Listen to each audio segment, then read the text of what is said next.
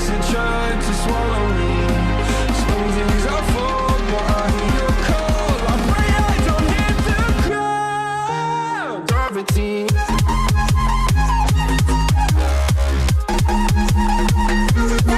Gravity.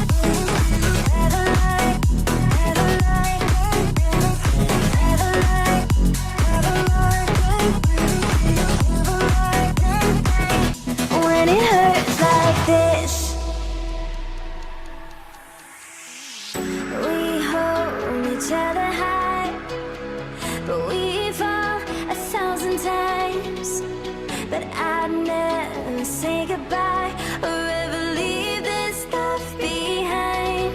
When it's good, it's amazing. When it's bad, it's uneasy. I wouldn't have it another way. There's no other way. Yeah. When it hurts like this, never like, beat it, never like, never like, never like, never like, beat it, never like. When it hurts like this, never like, never like, never like, never like, never like, when it hurts like this.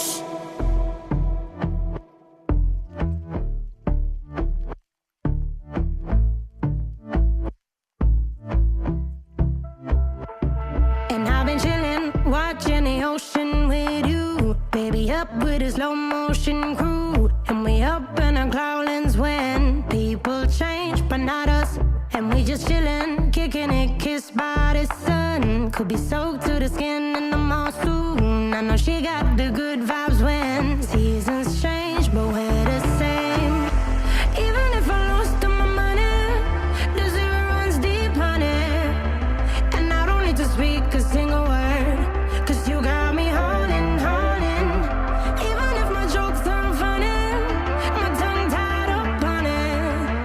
And I don't need to speak a single word, 'cause you got me holding, holding.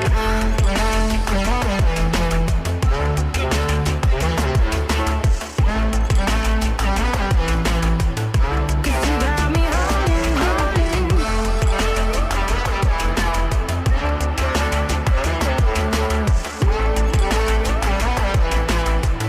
'Cause you got me holding.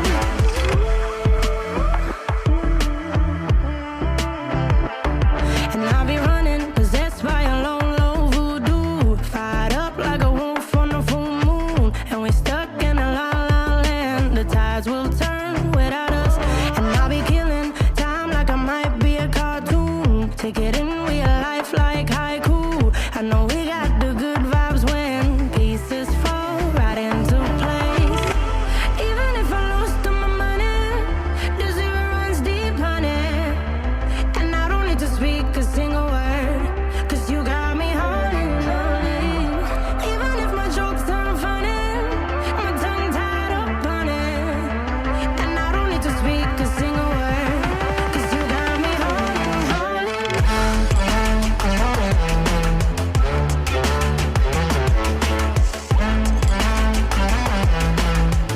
'Cause you got me holding, holding.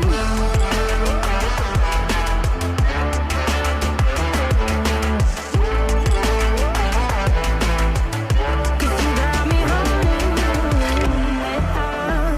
Play me like a bass guitar, simmer down and mess me up. Tripping like I'm Jimmy at Woodstock. Drive me around in your red Ford, shivers down my spinal cord. Oh, oh, oh, oh. 'Cause you got me holding, holding. Even if I lost all my money, the zero runs deep, honey. And I don't need to speak a single word, 'cause you got me holding, holding. Even if my jokes aren't funny, my tongue tied up on it.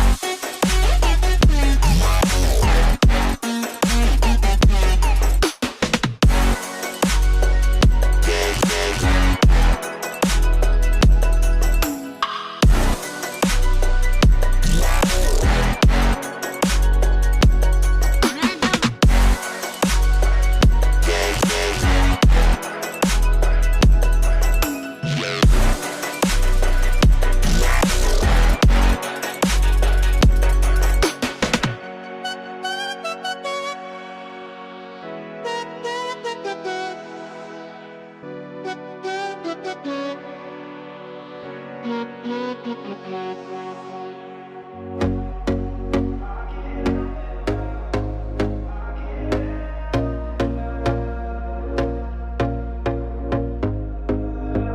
we go again. Trying hard, but you wanna be my friend. Ain't no place to hide, ain't no one to run to. Here we go again. Call my bluff, I'ma be here till the end. I'm the one you ride, I'm the one you ride to. If you don't wanna change, ain't no place to hide, ain't no one to run to. If you don't wanna change, I can help you out. I can help you out. I can help you out. I can help you out. I can help you out. I can help you out. Here we go again. Time is up and I'm calling up my friends. Ain't no wonder why, ain't no one to ride to. Here we go again. Call me up and you wanna be my friend. I'm the one you ride, I'm the one you ride to. If you don't wanna change, ain't no place to hide, ain't no one to run to.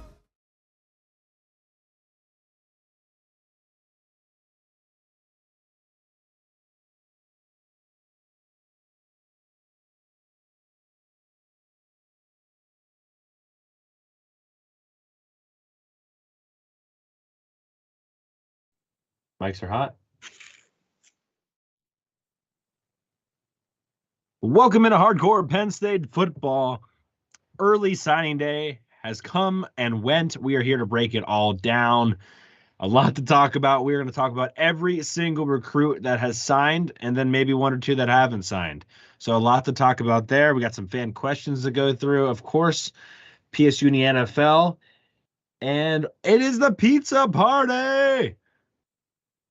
And we'll obviously talk a little bit about that. Welcome in, everybody. We'll be with you in just a second. Welcome into Hardcore Penn State Football. I'm Corey Listoki. With me, as always, the great Sean Kane. How are you doing today, Sean?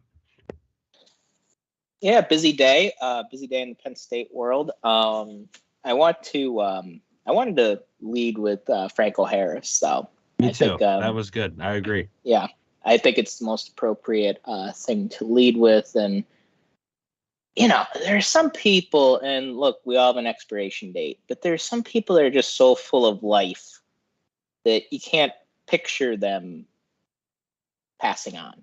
And Franco was one of those guys, because Franco was just so enthusiastic about Penn State, about the Pittsburgh Steelers, about Joe Paterno, and just about life in general. And he just brought such a good energy all the time for his whole life. And he lived the way the way I think we all should aim to live. And that's with passion, that's with kindness, and that's with, frankly, just being decent. And I think we all could learn a lot from Franco Harris. Absolutely. Absolutely. Yeah, here. Cheers to Franco Harris. I know he was came to Nittanyville multiple times. I think we'll have to ask our good friend G-Wiz. I think me and G-Wiz got a picture with him. I'm not sure where that is. I should probably try to find that. But yeah, I mean, talk about advocate for the school. Didn't matter who the coach was, didn't matter who the athletic director was, didn't care about the politics, just wanted Penn State to be great in any shape, way, or form possible. That was Franco Harris. And I mean, being a Penn State legend, but also a Steelers legend too, I think that really helps things. And I mean, I spoke to my granddad today about it, right? Because I mean, you know, he grew up with him and you know, all that good stuff. And it's like, that was their guy, right? That was our Trace McSorley. That was our whoever. That was their guy. So Yeah, it's tough. It's tough. So I agree. I think a lot of cool things we're going to talk about today. And Franco would have, of all those people they have on there to read off picks for the you just know Franco would have loved to have been a part of those kind of things forever until he couldn't anymore. So don't have any true information about what exactly happened, but man, it happened too quick and obviously too soon. So yeah. I do want to say Jacob Sparrow's on YouTube. Welcome in, Jacob. He said, absolute banger of a day. Let's commence to some bottle popping. So we'll get right into it. We have a big show today. Make sure I do this right here. A lot to talk about. Obviously, early signing day is basically National Signing Day now. For those that didn't really know, if you don't sign today, people are kind of wondering why you didn't sign. So we'll talk about that. I do want to talk about the new commit first to the 2023 class. Spend maybe an extra second on that person because we've already technically spoken about a lot of those other people quite a bit. We'll go PSU in the NFL, and then, like I said, we'll go through every single player that signed, and then maybe one or two that didn't sign today. And nothing crazy about each of them, but just briefly discuss a couple of them. Maybe we'll talk about a couple that we really like and think could play right away. There's 11 early enrollees that we'll get to as well.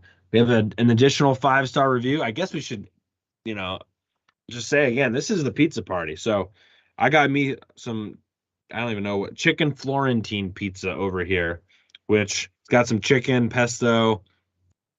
There's a tomato on it. I put some red pepper on it. It's looking pretty banging. And Sean, I know you got some pizza over there as well. What you got cooking? Yes, I have just pepperoni pizza. It's from Buona's in Scranton. Corey was kind enough to pay for mine, so really appreciate that. Yeah, just a basic pepperoni, cheese, New York style, and it's delicious. Just your typical greasy, really, really solid pizza. And it's awesome. And like I said, thank you, Corey. I took way too big of a bite. Yeah. No, pleasure's all mine, dude. We also were able to give out a free pizza party to Matthew Blankard and his family. He's a Penn State student. Went back home to Carlisle, Pennsylvania, which is really funny because I went to high school in Carlisle for 1 year. And I guess he didn't have much of a say. His little siblings wanted Papa John's. There's a really good pizza place in Carlisle, Pennsylvania called Messino's. And I was like, you don't want to go to Messino's? He's like, oh, no, my little brother or whatever really liked the pepperonis at Papa John's. So hooked them up with some Papa John's pizza tonight. Hopefully they're enjoying it. And then we also, in addition to the pizza giveaway, we also gave away a free merch item, JGNBU59, walking away with the sports gray hoodie, Hardcore Penn State Football hoodie. So congratulations to JGBU59 on that. So Merry Christmas to everybody. It's been a fun, awesome year. We appreciate you guys listening and watching on YouTube and just the beginning. So we appreciate that as we kind of crank ahead here. We'll finish with fan questions, and then maybe we'll talk about some hypothetical Penn State football Christmas gifts to wrap this one up. Just the housekeeping items in general. We will not have an episode on Sunday. I think that's literally technically Christmas, right? Yes, it is. Yes, it is. Okay. Christmas Day. And then we'll be back next week on Wednesday to break down the Rose Bowl in its entirety ahead of its matchup. Again, on Monday is the Rose Bowl. So we'll get in all that in a jiffy. But let's go to the new commit first. I don't know. I think I still might. Let's see. I think I still might have. I do. Well, I'm gonna break the news here for you. Cam Wallace is the latest commit. I don't know where Mount Vernon, Georgia is. I don't know if it's that close to me or not. But Cam Wallace is a 3-star athlete. He's gonna probably play running back at the next level. Underrated guys between Penn State and Georgia Tech. Penn State's been around for a while.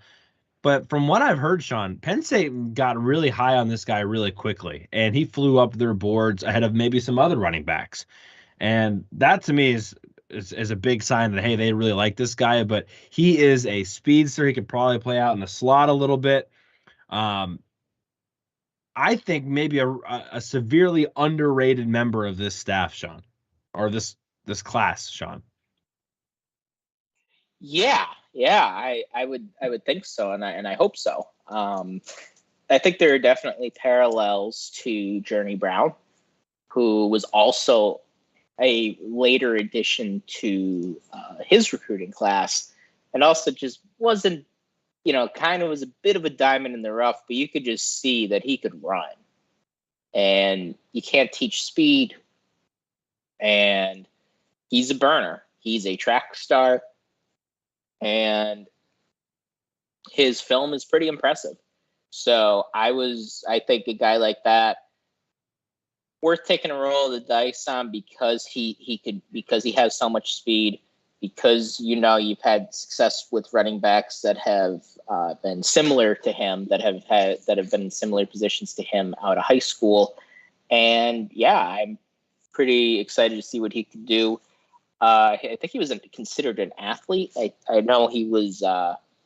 He's pretty gifted as a receiver as well, so that's always valuable. So yeah, we are excited. So he is the last member of the committed class, but he is not the last one, maybe not the last one to have signed. Well, he's not the last one to have signed. It's whoever, definitely not whoever sent their last letter of intent today. They may have been the last ones to sign. Yeah, that was Tamir Robinson was the last guy to sign today. We're going to go in order, by the way, of when I don't know if this is technically actually when they signed, because I saw Jackson Small technically didn't sign until tonight. But whatever order they decided to come in on the show this morning, that's the order we're going to go with today. We actually have huddle highlights along with all these guys today. So if you haven't watched on YouTube previously, this might be one of those good chances. Right on the other side of us, we'll have some huddle highlights going at the same time. Okay. Yeah, I think Cam Wallace is a big get. Just so we're all clear. I think it's going to be one of those underrated ones. Like, wow, I can't believe they were able to get him. That ended up being a huge deal when it's all said and done. So, Cam Wallace came in. Let's go PSU in the NFL. Now, if you're watching on YouTube, you can see it pretty clearly on the ticker below.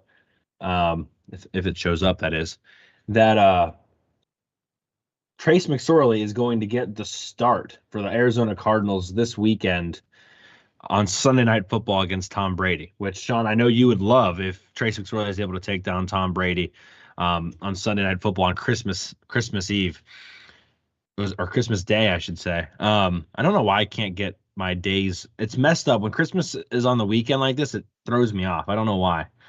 But he did play this past week. Didn't have a great. Now the could argue that maybe the offensive play calling wasn't designed for him in that game. I don't know how much truth is to that, but 2 interceptions, I think it was like 46% completion percentage. Not great. Gonna have to do a lot better than that next week against the Buccaneers, Sean. I'm going to talk about Trace, but I have an idea. I think Christmas should always be on a Friday. So just I move say the dates around. Yeah, so I say that for a few reasons. So, this is not a religious show, but I have knowledge of religion. And do you want to talk about? We're going to get a little Dabo theological. We could talk about Dabo. If you want to have a go lot religious. of talk about God tonight. No, so Jesus, for those who aren't religious or just don't know, the reason it's not Christmas is because Christians believe Jesus was born on December 25th, but the evidence suggests he was probably born in the spring or the summer. So we're already just kind of saying December 25th is Christmas, and that's the day we recognize. That's the day Christians recognize that Jesus was born. Well, if we don't think he was actually born on the 25th, just make it a Friday. It works out all around. You'll get Thursday. Most places will give you Thursday off. They'll give you Christmas Day off. And then you have a nice long weekend. I think it makes all the sense in the world. Now that aside is done. Trace McSorley. Yeah, not a great game. Anytime you're below 50% and you have 2 interceptions, not going to get it done. But like Corey said, it was in relief. This week he'll have a game plan drawn up for him. Now it'll be drawn up by Cliff Kingsbury, so hold on tight. But it will be geared toward what he can do. So I would love to see him beat Tom Brady and be the reason that Tom Brady has his first below 500 season ever. That would be great. That'd be fine with me. I just need Chris Godwin to do well. I almost jinxed the fantasy. We were doing really well, and then I said all that stuff like, oh, things are looking good. And then things like went really bad there for a little bit. Miles Sanders had like 1.2 yards. David Montgomery went off for my opponent, and I was like losing for a little bit until Chris Godwin sealed the deal. But I get Monday and Friday off anyway for Christmas when it's on the weekend. So it doesn't make a huge difference to me. But I see what you're saying. For people that were wondering what the heck we're talking about, the Dabo Swinney thing, Dabo Swinney said that he's always built his program around NIL. And that is, of course, NIL of name, image, and likeness of God, Jesus Christ himself, which was the corniest thing. And that is like a real thing. Like, I'm not making that up. You can find it on social media. He literally said that. That was a true quote from Dabo Swinney about how he's built his program around the name, image, and likeness of God. Cringe. Even if you're religious, it's just cringy to say that. Yeah. Anyway, that's where it came from. I highly recommend you look it up because me saying it doesn't even really, I think I might have even said it too cool. Like the way he said it, like he had the stupid dad smile on his face the whole time. Like he was about to zing you with a really awful joke. And that's exactly what it was. And you could tell he really thought he nailed it. He was like, yes. God. And nobody else thought that. And look, as a somewhat of a religious person myself, I was like, come on, dude. Like I might be a religious person, but I don't fall for phonies. And it's pretty obvious what that was. Did it make you want to convert? No, not to whatever he belongs to. Dude, I had way too many red pepper flakes on that last bite of pizza. My mouth is on fire right now. There's a fine line with the red pepper, and you have to be careful with red pepper. You got to be careful with garlic because a little bit's good, but you go too ham. So I'll disagree with you on the garlic. I think I can have as much garlic as possible. Jalapenos though, to me, like one jalapeno can be like not be spicy and another one be extremely spicy. It doesn't really make sense to me. Micah Parsons had another sack, but otherwise a pretty quiet day. Crazy way for the Cowboys to lose that game. We talked about Chris Godwin already. He had a really good day. God, these red pepper flakes are going to kill me. Jahan Dotson on, what was that, Sunday Night Football. 4 catches, 105 yards, and a touchdown. The touchdown catch, I'm pretty sure he ran that same route against Maryland for a touchdown. And then the catch over the middle of the field, the bomb was just a phenomenal. He took it right from the defender. That was nice to see. Saquon Barkley had a pretty solid day too.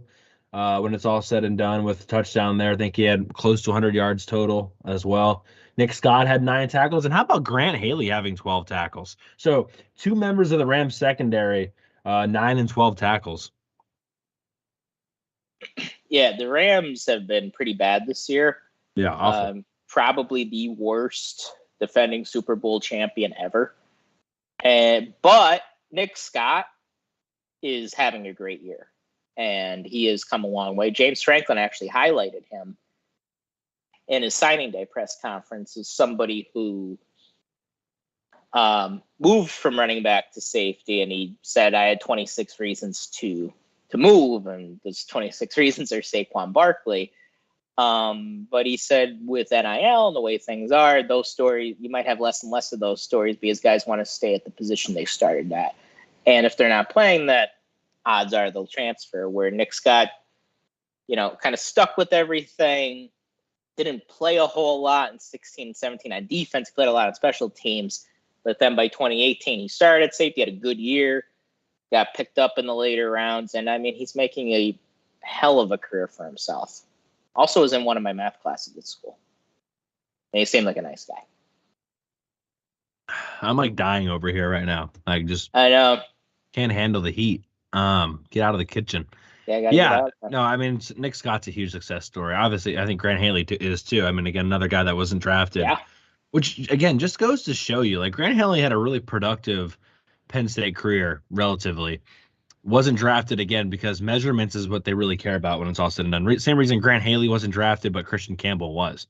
I mean, that is what it is. And don't get me wrong, I think Christian Campbell, he had that size, right? But is he still playing? I don't think so. I don't think so. I don't think so either. He was pretty good here. At least not in the NFL. I thought he was very good. I don't know if he ever hit that, like the peak, maybe hit the ceiling he maybe could have had possessed with, but no, I think he was pretty solid too. All right. I think we're ready to start we're ready to start the early signing day stuff. So, Sean, I'm going to let you talk about the first person because I am still like, I'm going to need to drink some water or something. Sure. So this is what we're going to do. What we got? So we're going to start, again, we're going to go through these guys in order of when they signed. So first up is Mega Barnwell, four-star athlete, if you will, but probably going to be playing tight end, 6'6", 250 pounds. Yeah, Mega Barnwell. He was the first member of this class that I heard of. And it's because he committed a long time ago, like back in 2020.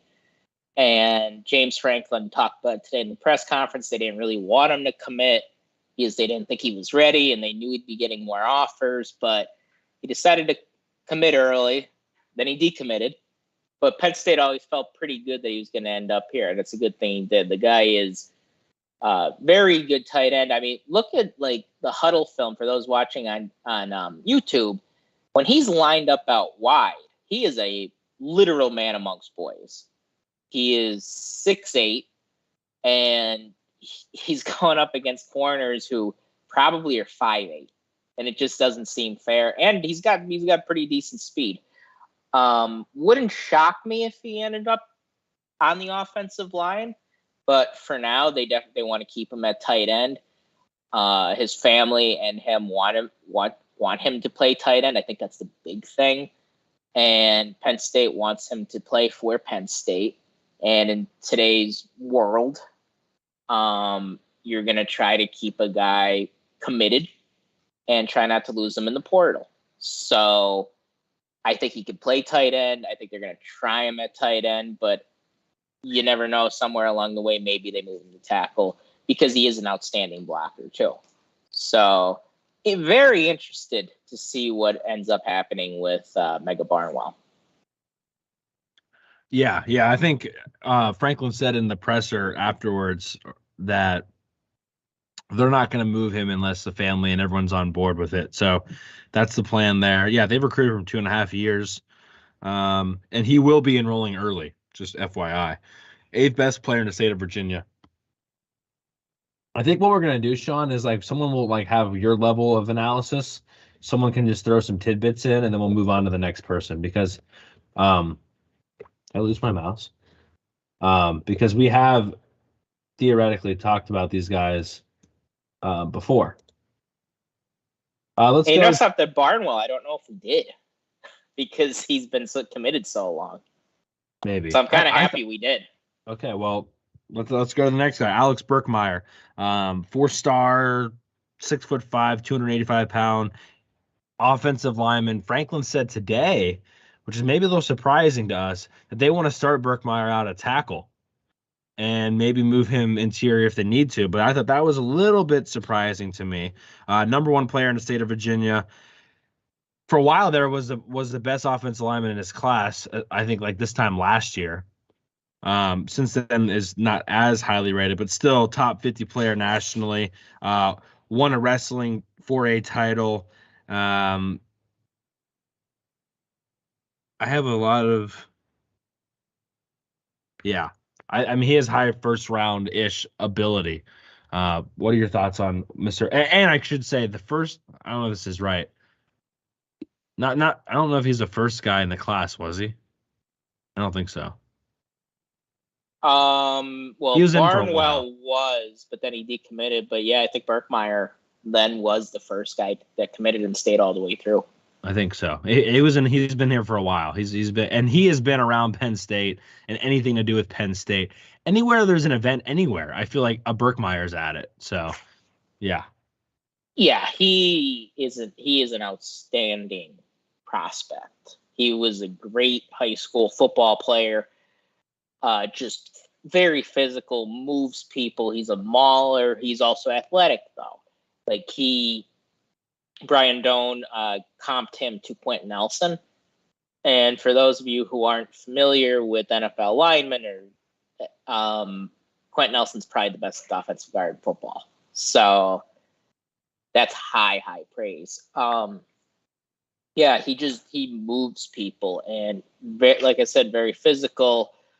Was the highest rated player he was the highest rated player in the class for a while. That's Javen Williams now, who will be joining him on the offensive line. And yeah, I thought he'd be a guard, but he was always seen as a guy who could play either way. And we'll see how he does at tackle. I think he can do it. I think he's got the athleticism to do it. And I mean, you have to be thrilled that they got him, and thrilled also that he was a great recruiter for Penn State. And he was a no drama guy. There were never any visits to any other schools. You didn't really have to worry about him. He was just all Penn State all the way. Yeah, I mean, I remember when he first signed, people were like, "Oh, there's no way he'll stay this long. There's no way he'll stay committed to Penn State," and that wasn't the case. I just love watching his highlights. It's like pancake after pancake after pancake after pancake. Makes you hungry for pancakes. And my dog actually, she's out right now, and he was crying at my door, so he's sitting right here right now, and he loves pancakes. Like, he gets super excited, and he's like giving me these, like, I don't know, evolutionary wolf eyes right now, like salivating at the thought of my carcass because I said pancakes, and he absolutely loves pancakes. But does he know what the word means? He does. When it's pancake day, the dude is like a helpless romantic in the kitchen, like sitting constantly trying to get a pancake while the batter hasn't even been made yet, and he's already ready to rock and rolling. So, yeah, let's go to the next guy. Sean, I know you love this guy. In fact, I think he's your favorite guy. So I'm just going to let you take it away here, Mr. Tony Rojas. Yeah. First off, great head of hair. And I don't know what that means, but man, that guy's a flow. Also, just as good of a football player. The guy is he hits hard. He gets after the quarterback. He's stout against the run. He's got to get bigger, but he will. And I think by the time he fills out, he's going to be I see him, and James Franklin's going to start him on the outside. I think he's probably going to be the replacement for Abdul Carter at the will at some point. But if he could bulk up over these next few months, I think he has a chance to play next year and maybe play in some big moments. He just has to get a little bit bigger. You're seeing his highlights right now. He was a great high school running back as well. So the guy is very talented, loves to get after the quarterback, and I think he is as good of a fit as you could have, as good as a fit as you can be in Manny Diaz's scheme. Yeah, Franklin said that all of the linebackers could play every position, I think. I'm going to go ahead and say I just don't see him being a Mike. I just don't see it. I think his closing speed makes him too valuable to be on the inside of I think he can chase down plays. I think you want him to be more free flowing because he plays faster than maybe what he comes off as. And I think he comes off plenty fast too. But yeah, second guy in the state of Virginia, top 100 nationally, top 10 linebacker, all met. 6 foot, I think 200 pounds is being a little generous maybe, but 4.6 speed. he will also be enrolling early. So all three guys we've talked about so far, and actually 1, 2, 3, 4, 5, 6, 7. The first 7 guys we will talk about will actually all be early enrollees. It's hard not to like this guy though, and this was a big get when they got him. And I think as far as like true linebackers go, he's probably the best in the class. You got 2 other guys we're going to talk about. But those other 2 guys maybe provide a little bit more of diversity, some flexibility. They can do some things along the edge. Not that Rojas can't. I think Rojas actually can blitz really well for a linebacker, but maybe not the same kind of set the edge guy that maybe a Kavion Keys or Tamir Robinson can be down the line. But yeah, no, I mean, Rojas's film is extremely fun to watch. I think Manny Diaz salivates watching Rojas blitz all the time. Honestly, I think that's I mean, how can you not be excited about that? Yeah, and he finds the quarterback so well, and he could also cover a lot of space quick. And he runs a 4.6, but he runs sideline to sideline faster than that. I think he has good football speed, which is important, and he has good instincts, and that kind of jumps out to you on film too. And yeah, I think he has a chance to be the best player in this class, and that's saying a lot because there's a lot of talent coming in, and I don't think he's going to start next year or anything. I don't think he's going to have the Abdul Carter impact his first year that he had. But I think he's going to be impactful early on. Yeah, and also too, if he gets stronger, he has to get stronger, obviously. The other part of that too is he's now walking into what you consider a different linebacking room than what Abdul Carter walked into. There was opportunity pretty much for Abdul Carter right off the bat. That might not necessarily be there or as clear as it is for these linebackers coming in. I mean, it just is what it is. But that being said, there's plenty of opportunity in special teams. There's plenty of opportunity. I mean, not to look ahead too much, but there's going to be games where there's going to be blowouts, and we're going to need to see Rojas do some fun things. So, yeah, there'll be moments. Let's go to the next guy. This is Elliott Washington. They say safety, but Franklin said that in the post press conference of the whole thing that, hey, we got safeties that can play corners. We got corners that can play safety. I heard some things I hadn't heard before about certain guys playing potentially corner instead of safety. It's all over the place. I'm not really sure what their plan is. I don't know if anyone really knows what their plan is. They kept saying safety for Elliott Washington today. I think Elliott Washington is a fantastic defensive back. Again, flipped originally from Alabama. Michigan State came after him extremely hard. 6 foot, 195 pounds, 4-star guy, top 150 player. A guy from Florida.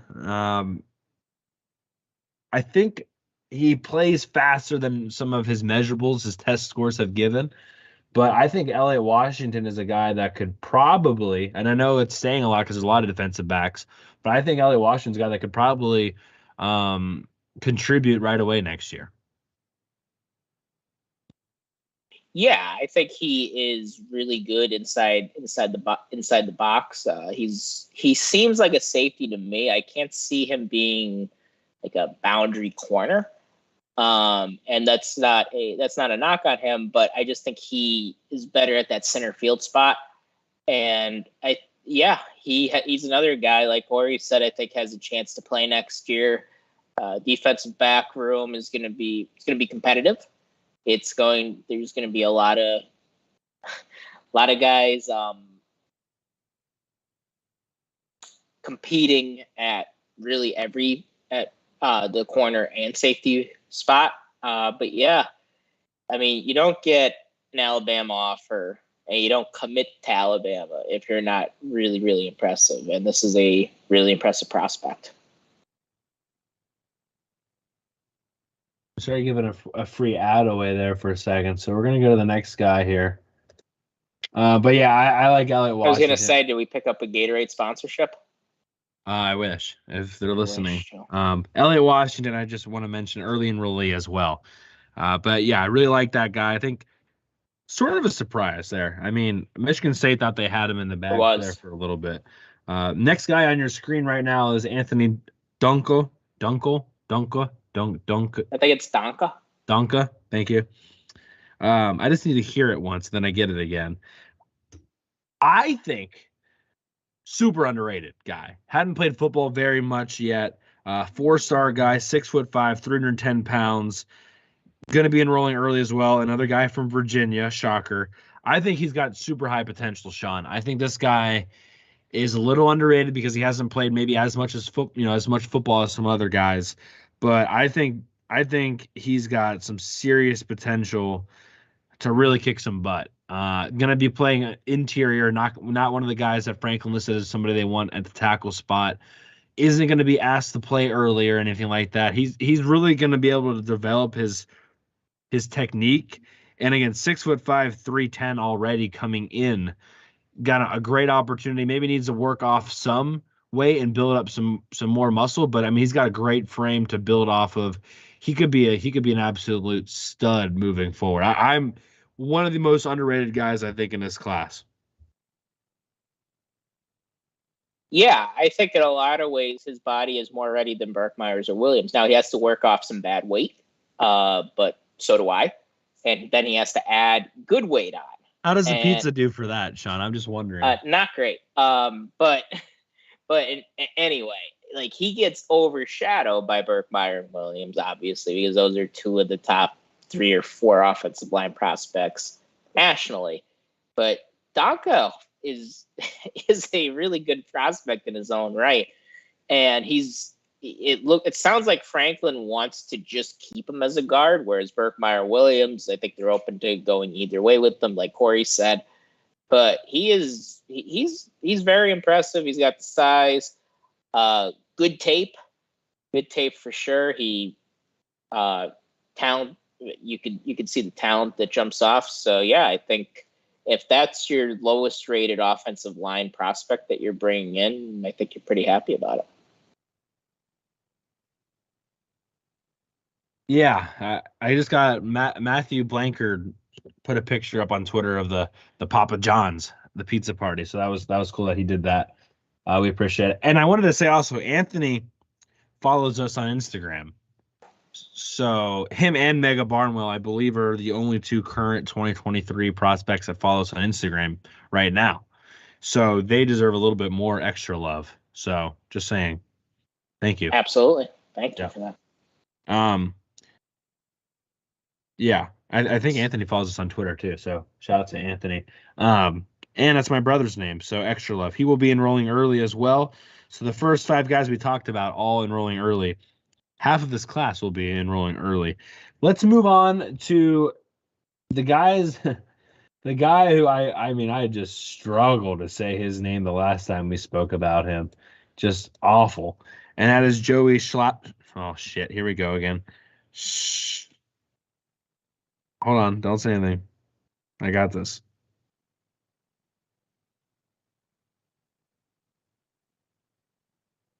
Schaffler. Joey Schaffler. Schaffler? I think it's Schlaffer. No. It's not Schlafer. Hold on, I gotta see it again. It's not Schlafer. I think no, it's not Schlafer.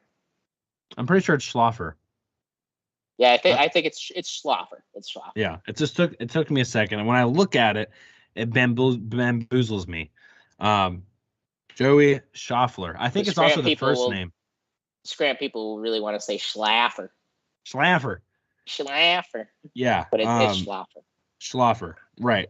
I gotta say that like 5 more times.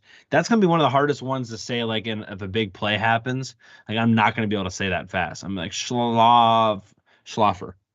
4-star tight end, 6'6", 215, 7th best player in the state of Pennsylvania.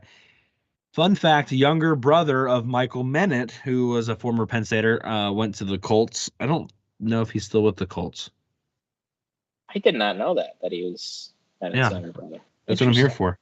Trying to teach you all the things. 17th best tight end in the country. What do you think of our boy Schlaffer? Still don't feel like I'm saying that perfectly. Yeah. I love his catch. I love his catching ability. I really liked him really from the time he committed. Good route runner too for a tight end. And yeah, his pass catching ability really jumps off the screen to me. Good, decent size. He's going to bulk up too. And yeah, I think you have to be excited from what we've seen with him. I believe he's a 4-star guy. Am I correct on that? You are 3-star guy, 24/7, but 4-star composite. We're going to go with the highest one. So he's a 4-star guy in our book. And, he's got the pedigree, too, that I didn't even know about because his brother was an NFL player. Yep. Yeah, you're right. He runs really good routes. I mean, they lined him up as a receiver half the time. I mean, let's just be honest. But no, good catch radius.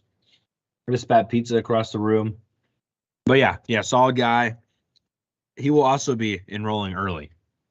So we will see more of him later. I will also like to say Jackson Smoke was on a 24/7 podcast last week, and he also could not say Joey's last name of Schlaffer. So I am not alone.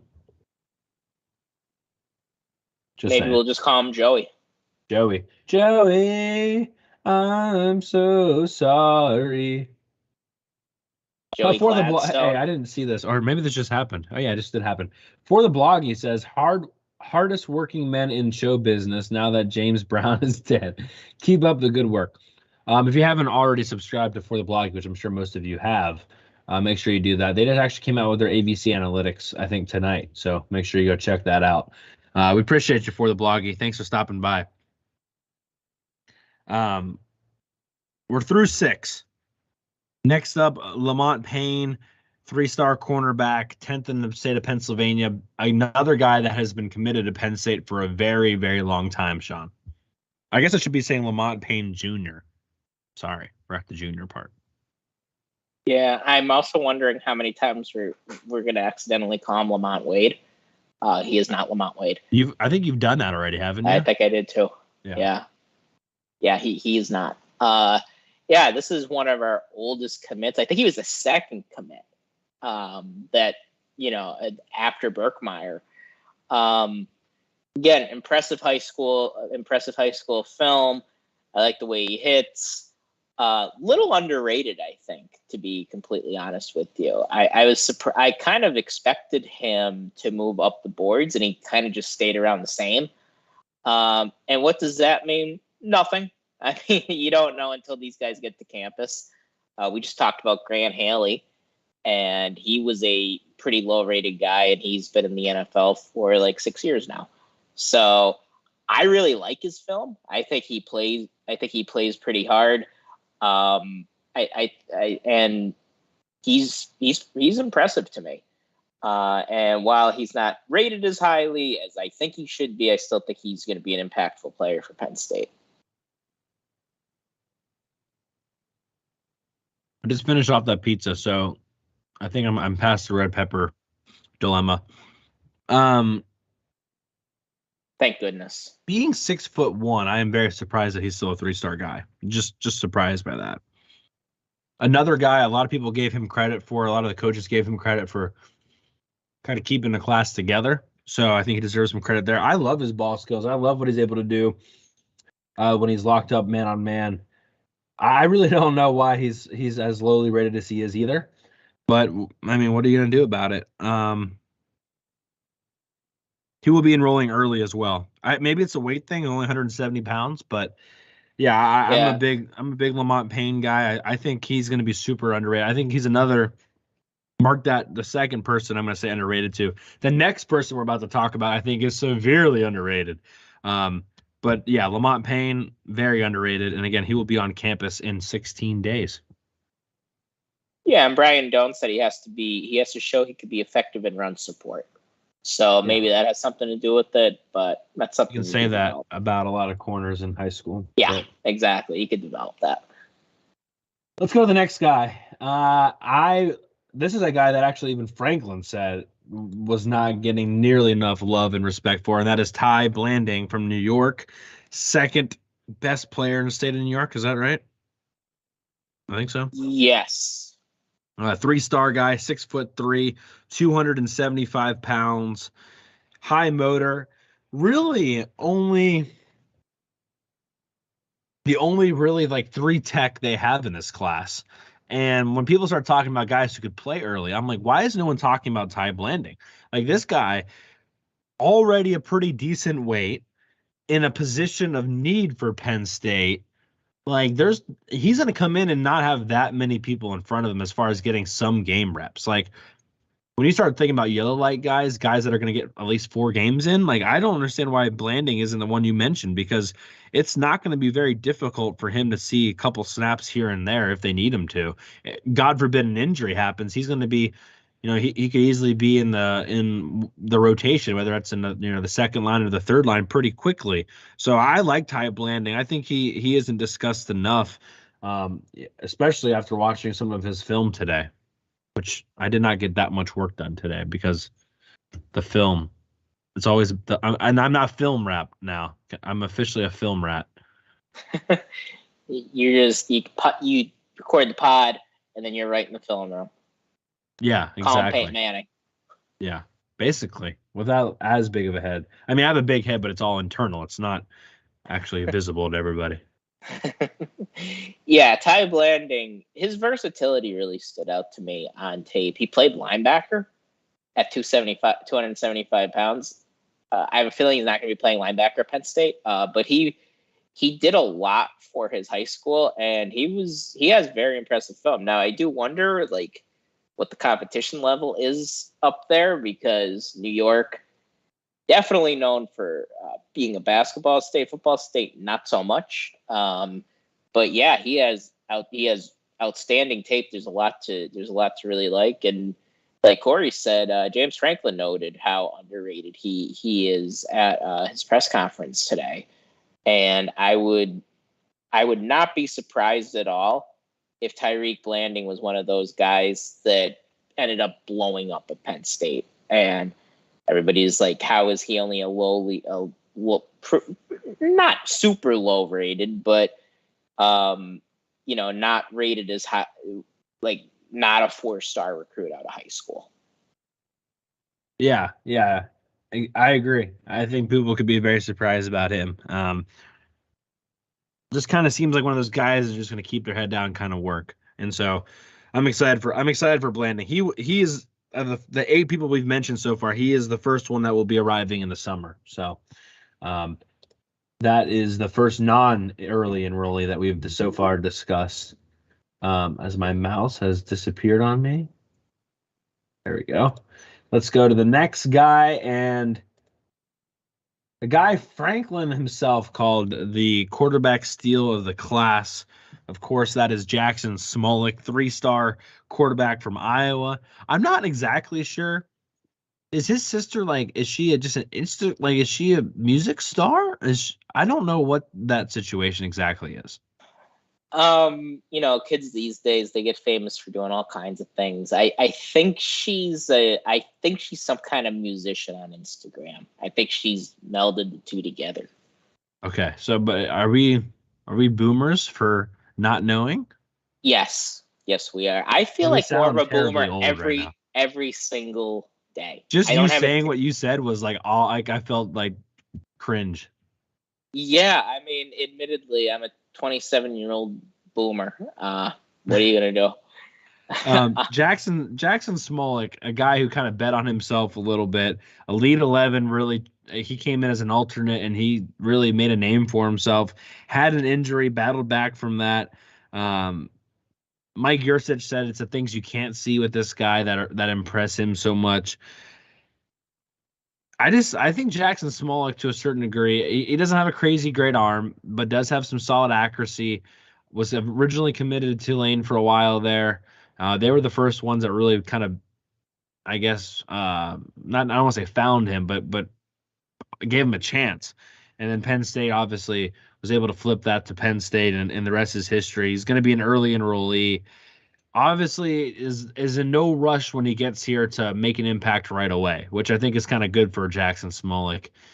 But man, I mean, he's got the accuracy. He makes some of these throws, and I'm like, That was a really impressive throw. I don't care if he can't throw the ball 80 yards. Like, if you can put the ball in some of these windows, he throws it with confidence. I mean, look at that. I mean, it's just gorgeous throws. Outside shoulder away from the defensive back. He does that time and time again. So a little bit of wiggle too. Nothing crazy with the wiggle, but I mean, I think he ran over one dude. We think we got that on Twitter, him running somebody over one time. So he's tough. He seems to be a student of the game. Clearly coming from a good family. I think his mom and his sister are I don't know if they're like hanging out for a couple days, but they're going to help him get accumulated or acclimated, not accumulated, acclimated to State College a little bit when he arrives in January. But I think this is a low key, really solid pickup as far as a quarterback that you're not going to get a Drew Aller when you already have a Drew Aller this close. But Jackson Smollett could be a guy who could really develop and be something special. They might have some snow accumulation too on their end. That's what I was thinking, obviously. Thank you. Yeah, I like Jackson Smollett quite a bit. And I remember when he first came on the radar, and he was a Tulane commit, but he balled out the Elite 11, and then Penn State took him to camp, and he showed that his arm is good enough. And really, guys, like that's all.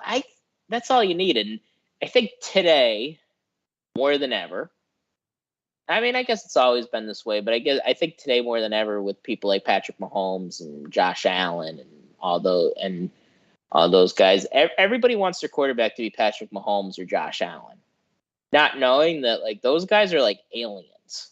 Like, they're different. Like Patrick Mahomes in about 5 years, if he wins 2 Super Bowls, I think people will be calling him the GOAT. And it's not going to be like a minority opinion either, because we've never seen a guy like Patrick Mahomes ever. And you don't need to be that. Like, Tua Tagovailoa is a better quarterback than Trevor Lawrence. Like, that's not a controversial opinion, but Tua Tagovailoa can't make the throws Trevor Lawrence can make. But it doesn't matter, because being a quarterback is about more than just having a huge arm.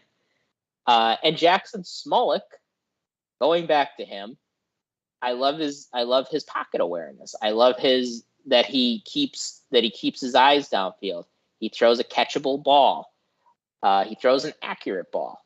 Those are all important characteristics too. Okay, he doesn't have a cannon. Oh, okay, maybe he can't throw 70 yards in the air. Guess what, guys? Who cares? That really doesn't matter. How often do you see, think about it, for you guys that watch football every week, and that's almost all of you who listen, how many times do you see a ball travel 70 yards in the air? Even from a guy like Josh Allen or Patrick Mahomes. They don't do it that much. It's not about that. Now, a big arm could help you in other ways. It could help you drive a ball into a small window throw it on a rope. It could make some really impressive throws. But I don't care if a guy could throw a ball 80 yards from his knees, because it doesn't matter. There's so much more to being a quarterback than that. And just had to have a little rant there. But yes, I am very excited about Jackson Smollett. I think you just wanted to talk about Tua, I think is what you're trying to get at there. I think I kind of was, because I've been thinking it for the last 2 years now from a lot of idiots out there. Hey, Trevor Lawrence has been looking pretty good the last couple of weeks. He has, but I'd still take Tua over. Trevor Lawrence is my fantasy quarterback too, so I'm not anti-Trevor, but I have him on the bench right now. I'm riding the Kirk Cousins train at the moment. It's a gamble, but as long as it's not prime time, he's good. Honestly, I don't mind if they get down by 17 points. They play better when they're losing by 17. So they play better when they're down by 35. Right. Javen Bam Bam Williams, number one in tier offensive lineman. But as we said at the beginning of this, Franklin wants to see if they can play on the outside first at the tackle spot. 6'5", 290, 5-star guy, one of the best offensive linemen in the entire class. He will be enrolling early. He's a shot put discus guy. He's got probably one of the best footwork from what people have said in this class. number one guy in the state of Pennsylvania. This is you could argue, the crown jewel of the class to a certain degree. I mean, this is what really has got everyone really excited. He's a stud, Sean. He's a stud. Yeah, his athleticism just jumps off the screen at you. Like he could fly, but more than that, he's still a physical player. And I think he's only scratching the surface on how good he can be. And I mean, I liked him since, like, look at that pancake. I mean, he just has he can move laterally in a way that few guys at his size. I mean, there's only a few guys in college football right now that can move like him. So I think he has a chance to play next year and get some early time. He's got to get bigger, obviously, but yeah, this guy could fly. I think we're gonna love seeing him run in front of running backs and kind of plow the way for Nick Singleton, for Sean Allen, for London Montgomery in a couple of years, and Cam Wallace, like just out there leading the charge downfield, because that guy runs and then he hits you. So, like Corey said, just an absolute stud. Yeah. I mean, this isn't the right comparison, but he's giving me Sal Wormley vibes when he's out pulling like that, because Sal Wormley did a pretty good job of that. But my dog is like trying to hang out with us today. I don't know what his problem is, but yeah, I think Williams is gonna. I don't know. He'll probably jump up here. Come on. There he is. Thanks, everybody. I love this. You're on YouTube. Does that make you feel good? People on the podcast probably have no idea what's going on right now, but yes, Corey's dog just jumped up with them, and it was very adorable. Yeah, I don't know what his problem is. Hopefully, he doesn't have to pee. But yeah, I think Williams is a super duper exciting guy. I'm very excited. Again, linemen, difficult to see them playing a bunch early. I say that as if Shelton didn't just play these last 3 or 4 games, but very excited to see the next year or two what Williams can bring to. That's probably the most frustrating thing, is these high-end offensive linemen, you don't always get to see them pay off in the recruiting class right away. Like, you have to wait a couple of years. So yeah, usually you don't. You'll have to wait and kind of see with those guys. But yeah, no doubt, super excited about him. Let's go to another super. And I know he's risen in the rankings lately, but I still don't think he's risen enough. And that is Andrew Rappleyea, the tight end, 4-star guy now, but was a 3-star guy, I think, when he committed to Penn State, flipped from Michigan. And I mean, he's awesome. I mean, he's a well-rounded guy. I think Sean Fitz said today that he reminds him a lot of Pat Freiermuth, and he doesn't like to use those comparisons to, like, for the sake of recency bias. But he kind of fits that mold. He runs like a 4.5 40.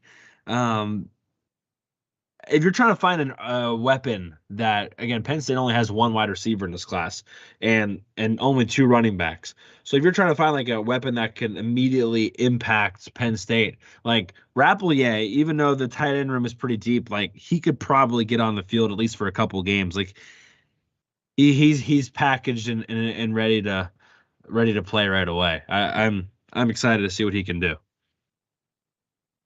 Yeah, he's definitely more college ready than Schlaffer, and that's not a dig at Schlaffer. He just has to learn how to block because he didn't do a whole lot of it in high school. But Rappleyea, I mean, same thing with Bama recruiting defensive backs. Like, you don't get a Michigan offer, you don't commit to Michigan if you can't block as a tight end. And he does a little bit of everything for you. I could definitely see the Pat Freiermuth comp, because the thing that impressed me the most about Freiermuth first was his blocking ability. Because at the time, we were moving on from Mike Gesicki, And there's a big question as to who's going to replace Mike Gesicki. At the time, there was Jonathan Holland, who was kind of the incumbent, and there was Pat Fryermuth and Zachary Kuntz. And at the time, it was nobody really knew how it was going to go. And Fryermuth, as soon as he laid a block on, I think it was against App State, that just opened up a big hole, and I was like, this is our guy. This is who we're going to stick with. And then he had the touchdown against Ohio State. I could see something similar happening. Now, he won't be starting, but I could see him, who knows, maybe he could be in that top 3 rotation next year. I think it's possible. And I like Khalil Dinkins, but I could see him passing Khalil Dinkins out for sure, because he's so well-rounded and he just seems college ready. Yeah, I think a lot will depend on what Brenton Strange decides to do. I think that probably will limit how much we'll see, obviously. Yeah, I was talking like Strange was leaving, but if Strange does leave, that's what I mean. Right. Yeah. But for sure. Excited for that guy, no matter what, whether it's this year or next year or the year after that.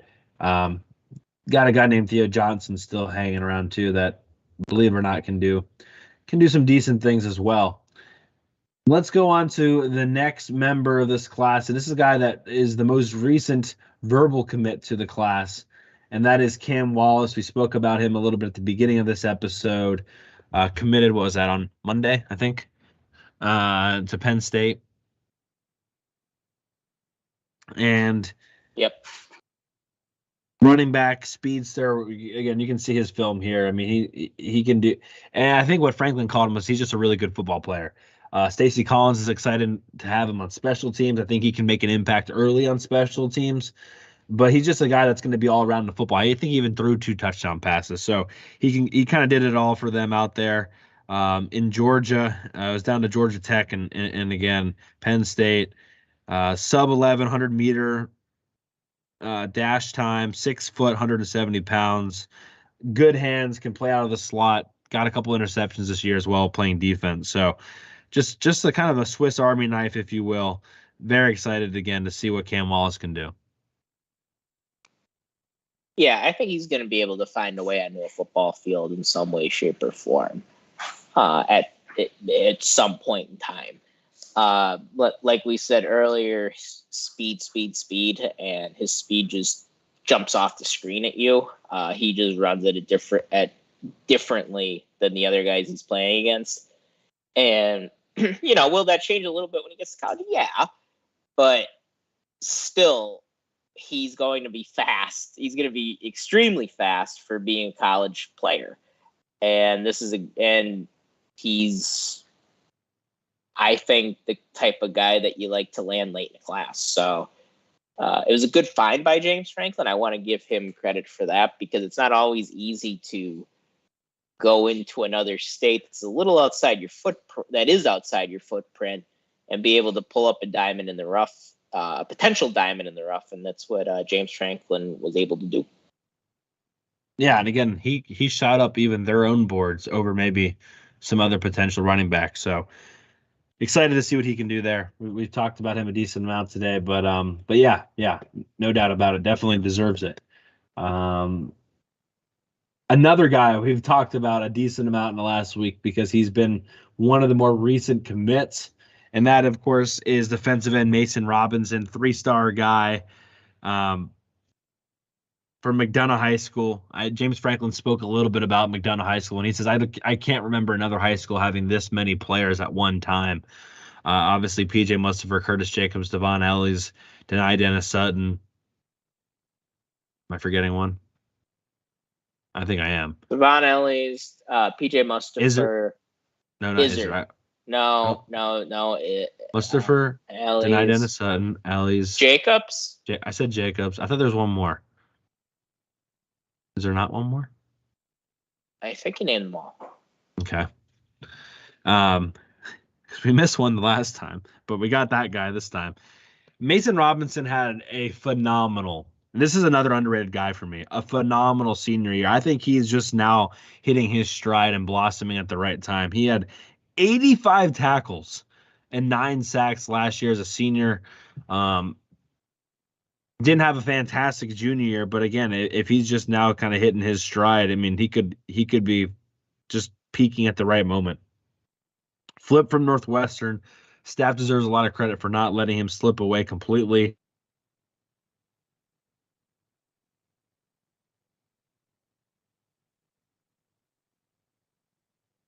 A family that has their head on straight too, wants to get a good education, was really only looking at schools that could provide that. Northwestern, Penn State, Notre Dame, Michigan to a certain degree, and then of course Stanford.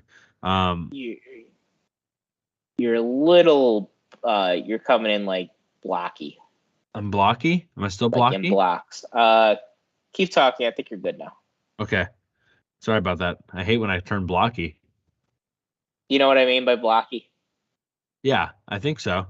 Let me know if it keeps happening. But Yeah, but Sean, what are your thoughts on Mr. Mason Robinson? Yeah, I have a bit of conspiracy theory on Mason Robinson. Oh, I think if he committed to another school besides Northwestern early, I think he would be higher. I think he'd be more highly rated. Like, I think if he committed to Penn State or if he got the Notre Dame offer earlier and committed to them, I don't think he would be a 3-star guy. Is that a conspiracy theory? Yes. Do I have any proof? No.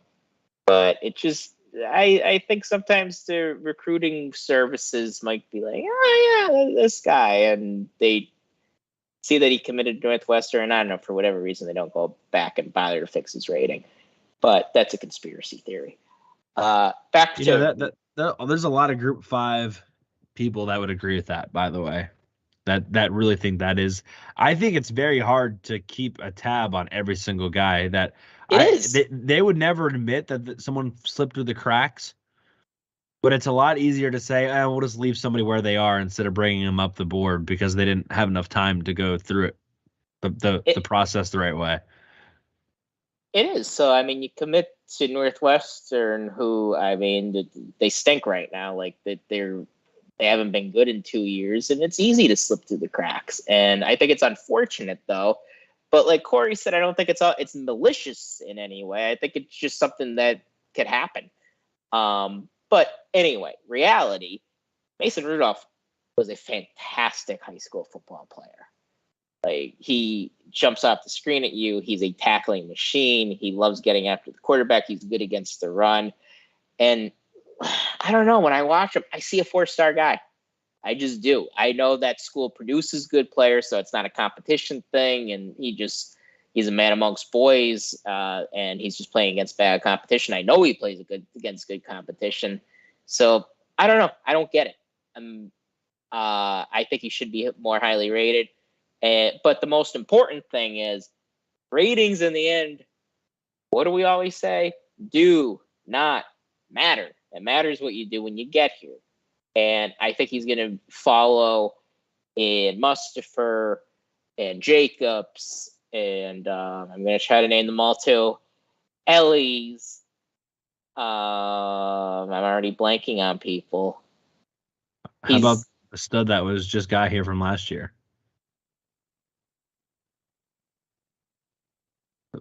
The 5-star. Deny Dennis Sutton. I think he's going to follow in their footsteps and have a awesome Penn State career. Yeah, I just randomly, this has nothing to do with Mason Robinson. But before we get to the next guy, which will be number 14, we're already more than halfway there for people that are wondering how many we got going on here. I did see just now that Johnny Cornelius, the offensive tackle from Rhode Island, committed to Oregon. So that is done and in the books. We thought maybe for a little bit there Penn State was involved, but that one, that ship has Oregon's sailed. had a busy week. Oregon has had a fantastic week. There's really no way around it. I mean, they just had a fantastic week. So, I did see randomly a guy, and I guess I will wait to the end on guys we were looking forward to. Let's go to Dakari Nelson. I don't know if he's necessarily underrated. 4-star guy, safety from Selma High School, 6'3", 200 pounds. I like his speed. I like his size. We thought for a little bit that they would be moving him to maybe linebacker. Now that they have the three linebackers that they have, because we'll be speaking about one of those guys and two guys from now, they're probably, I think, going to try to leave him at safety, and I think he's going to flourish at safety. I don't know if like the Jaquan Brisker is the right comparison for this guy, but I think he can play in the box. I think he's good enough in space. Franklin called him a future captain, always around the football. I think Dakari Nelson is one of the better guys in this class. I'm very excited to see what Dakari Nelson can do. I think he's just one of those guys that's always going to be around the football. Yeah, I mean, I hear the Brisker comparison. I think he reminds me a little more of Tig, in that he is around the football. I think we're going to use him more. Like, I mean, I don't know how long Manny's going to be here, but if whoever replaces Manny has a similar philosophy, I think we could definitely move him in the box some and have him, work inside there. But he could also defend deep, and he'll pick you off. So big Dakari Nelson guy, and like you said, Franklin spoke a lot about his leadership today, his leadership abilities, and called him the future captain. So he did note that he could be getting that. It's possible he could get homesick, but they're going to make sure that that's mitigated as much as possible. And he was a guy we were a tad worried about a few months ago about maybe decommitting. He visited Ole Miss, but he ended up signing with the Nittany Lions today. So we're excited to have him. Yeah, visited Auburn too, but I think that was more just because he wanted to witness the beatdown in person. And yeah, let's go ahead to the next guy. Cowboy Ribeye on YouTube says, "What up, boys? What up, Cowboy Ribeye?" I see he's Christmas Ribeye on Twitter right now, which I thought was pretty funny. Another guy we talked about recently because he committed recently, and that's Joseph Mapoye, 3-star defensive end, 6'5", 230 pounds. Really cool if you missed it. I'm sure it's all over Penn State football media, social media.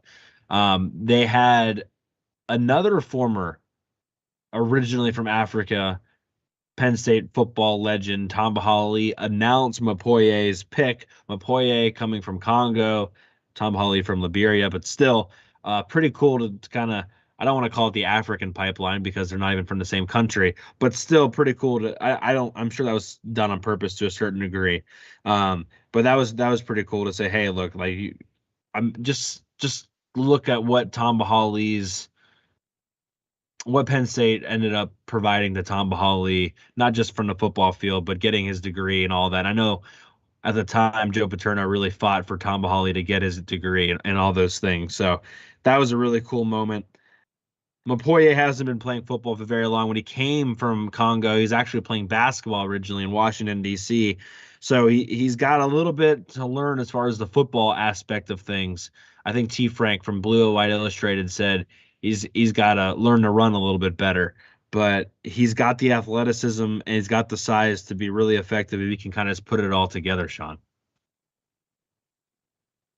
Yeah, and that's going to be the whole thing with Mapoye, is just putting it all together. He's still learning how to play football. Like, he came to America to play basketball. So he's a talented athlete. His film's pretty good. I liked what I saw. So he definitely does some good things. I think Franklin said today that he's a little bit like Odafe Owe was when he first got here, when he first got to Penn State, and that he was raw. And he had just started. Odafe actually started playing football when he was like 15 or 16. So he just started playing football. And I could definitely see, similarities in that way. And I agree with you. I thought it was very cool to see Tom Bahali today announced for Mapoye. Tamba has an outstanding story. He is a fantastic human being. And a great representative for Penn State. And, from and he meant a lot to, like you said, Joe Paterno. Big deal. He was the first and I believe the only person that Joe Paterno ever let grow out his hair. So that's a little fun fact about Tamba too. That's pretty good. That's pretty good. Stop me if you've heard this before, but the 16th guy we're going to talk about is another guy that we've talked about a decent amount lately, and that is Kavion Keys, linebacker, 4-star, 6'3", 205 pounds. Funniest thing ever was when Jawan Sider said today, "Glad you chose the right color blue." Obviously, he had just decommitted from North Carolina, committed to Penn State. Franklin also made apparently, this is news to us, Kavion wasn't going to commit in the early signing period, was going to wait. And Franklin literally said, "Oh boy," like they wanted to get this done. He said the whole recruitment was a roller coaster. But they got him, and this was a big get for this Penn State staff. Again, another linebacker. Now you don't necessarily have to bring Dakari Nelson from safety to linebacker. You feel a lot better about the depth. He can play a little bit of edge too. Top 5 guy in the state of Virginia. Stop me if you've heard this before, but another Virginia guy. Top 20 linebacker, top 300 player overall. Good closing speed. Really good closing speed, and again, good pass rushing ability. If they decide to utilize that, which knowing Manny Diaz, I'm sure they will. You know, Corey, I don't think we ever talked about Kavion Keys before. No, not at all. Yeah, I mean, honestly, like we talked about how we probably rarely, if ever, talked about Mega Barnwell. Complete opposite for Kavion Keys, and that's because most of his recruitment really kicked up when we were starting.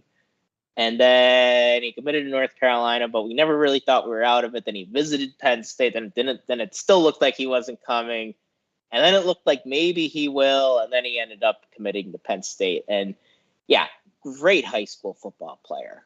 Like Corey said, you know, he comes off the edge well. Franklin said today that they're going to at least start him on the outside. I think he, out of the 3 guys, if you had to pick inside or outside, I think he is the most obvious one to stay outside. Because he has that speed off the edge. I was thrilled that we were able to flip him because I was bummed in the summer when it looked like he was going to Carolina, just because I could see this guy really excelling in a Penn State style defense. Yeah, I was very excited, and we had these conversations in the summer. We didn't think for a while there that Penn State was really having that much of a chance, but they just hung around, and they got the job done. So again, the staff deserves a lot of credit for this guy. Yep. Very, very, very, very excited for Kavion Keys. Again, not really an underrated guy, but very excited to see what he's going to be able to do. Yeah, I can't say that in enough different ways, but Penn State fans should be pretty excited about Kavion Keys. Let's talk about a guy who I think maybe is a little underrated, and that is Zion Tracy, 17th guy in this class, 3-star cornerback, and will be enrolling early at Penn State. Again, 11 guys enrolling early. The first 7 we spoke about. I have them all on a list here at the end. But Zion Tracy, 5'11", 180, had a really good camp in the summer with Penn State. Impressed them enough at camp to get an offer, basically. If it wasn't for that camp, he probably doesn't get it. So, again, betting on himself, got the job done in a summer camp and was able to get the offer. Number 4 player in the state of New York, top 40 cornerback, fairly versatile. Again, I think fairly underrated. I think he's got some really good ball skills. I do too. I really like this commit when we got him, and I believe one of the services is naming him a 4-star guy now. So Penn State offered him when he was just kind of I don't want to say a fringe guy, but he was just your run-of-the-mill 3-star guy. And then, like Corey said, he did very, very well at Penn State camp. And former committed Johnny Shakir, and Penn State decided to offer him right then. And it's been a good decision, I think, to offer him. And I agree with you. I think his ball skills really stand out to me. And I'm teammates with Joseph Papoya as well. in high school. So we could potentially have 2 pairs of teammates in this class. And yeah, very. And I think it's cool too that he's going to be enrolling early, because maybe he could push to get on the field a little bit early. Yeah, it's going to be interesting to watch him and Lamont Payne's. And I apologize for people on YouTube. All you got to see there was offensive highlights of Zion Tracy there, but here's some defensive ones coming at you now. It'd be interesting to see how those two develop. So we're probably going to see them in a spring game quite a bit. So both of those guys are enrolling early, so they potentially get a little bit of a leg up from some of the other DBs in this class. So, which again, there's a lot of them. But watch them lock up this guy right here.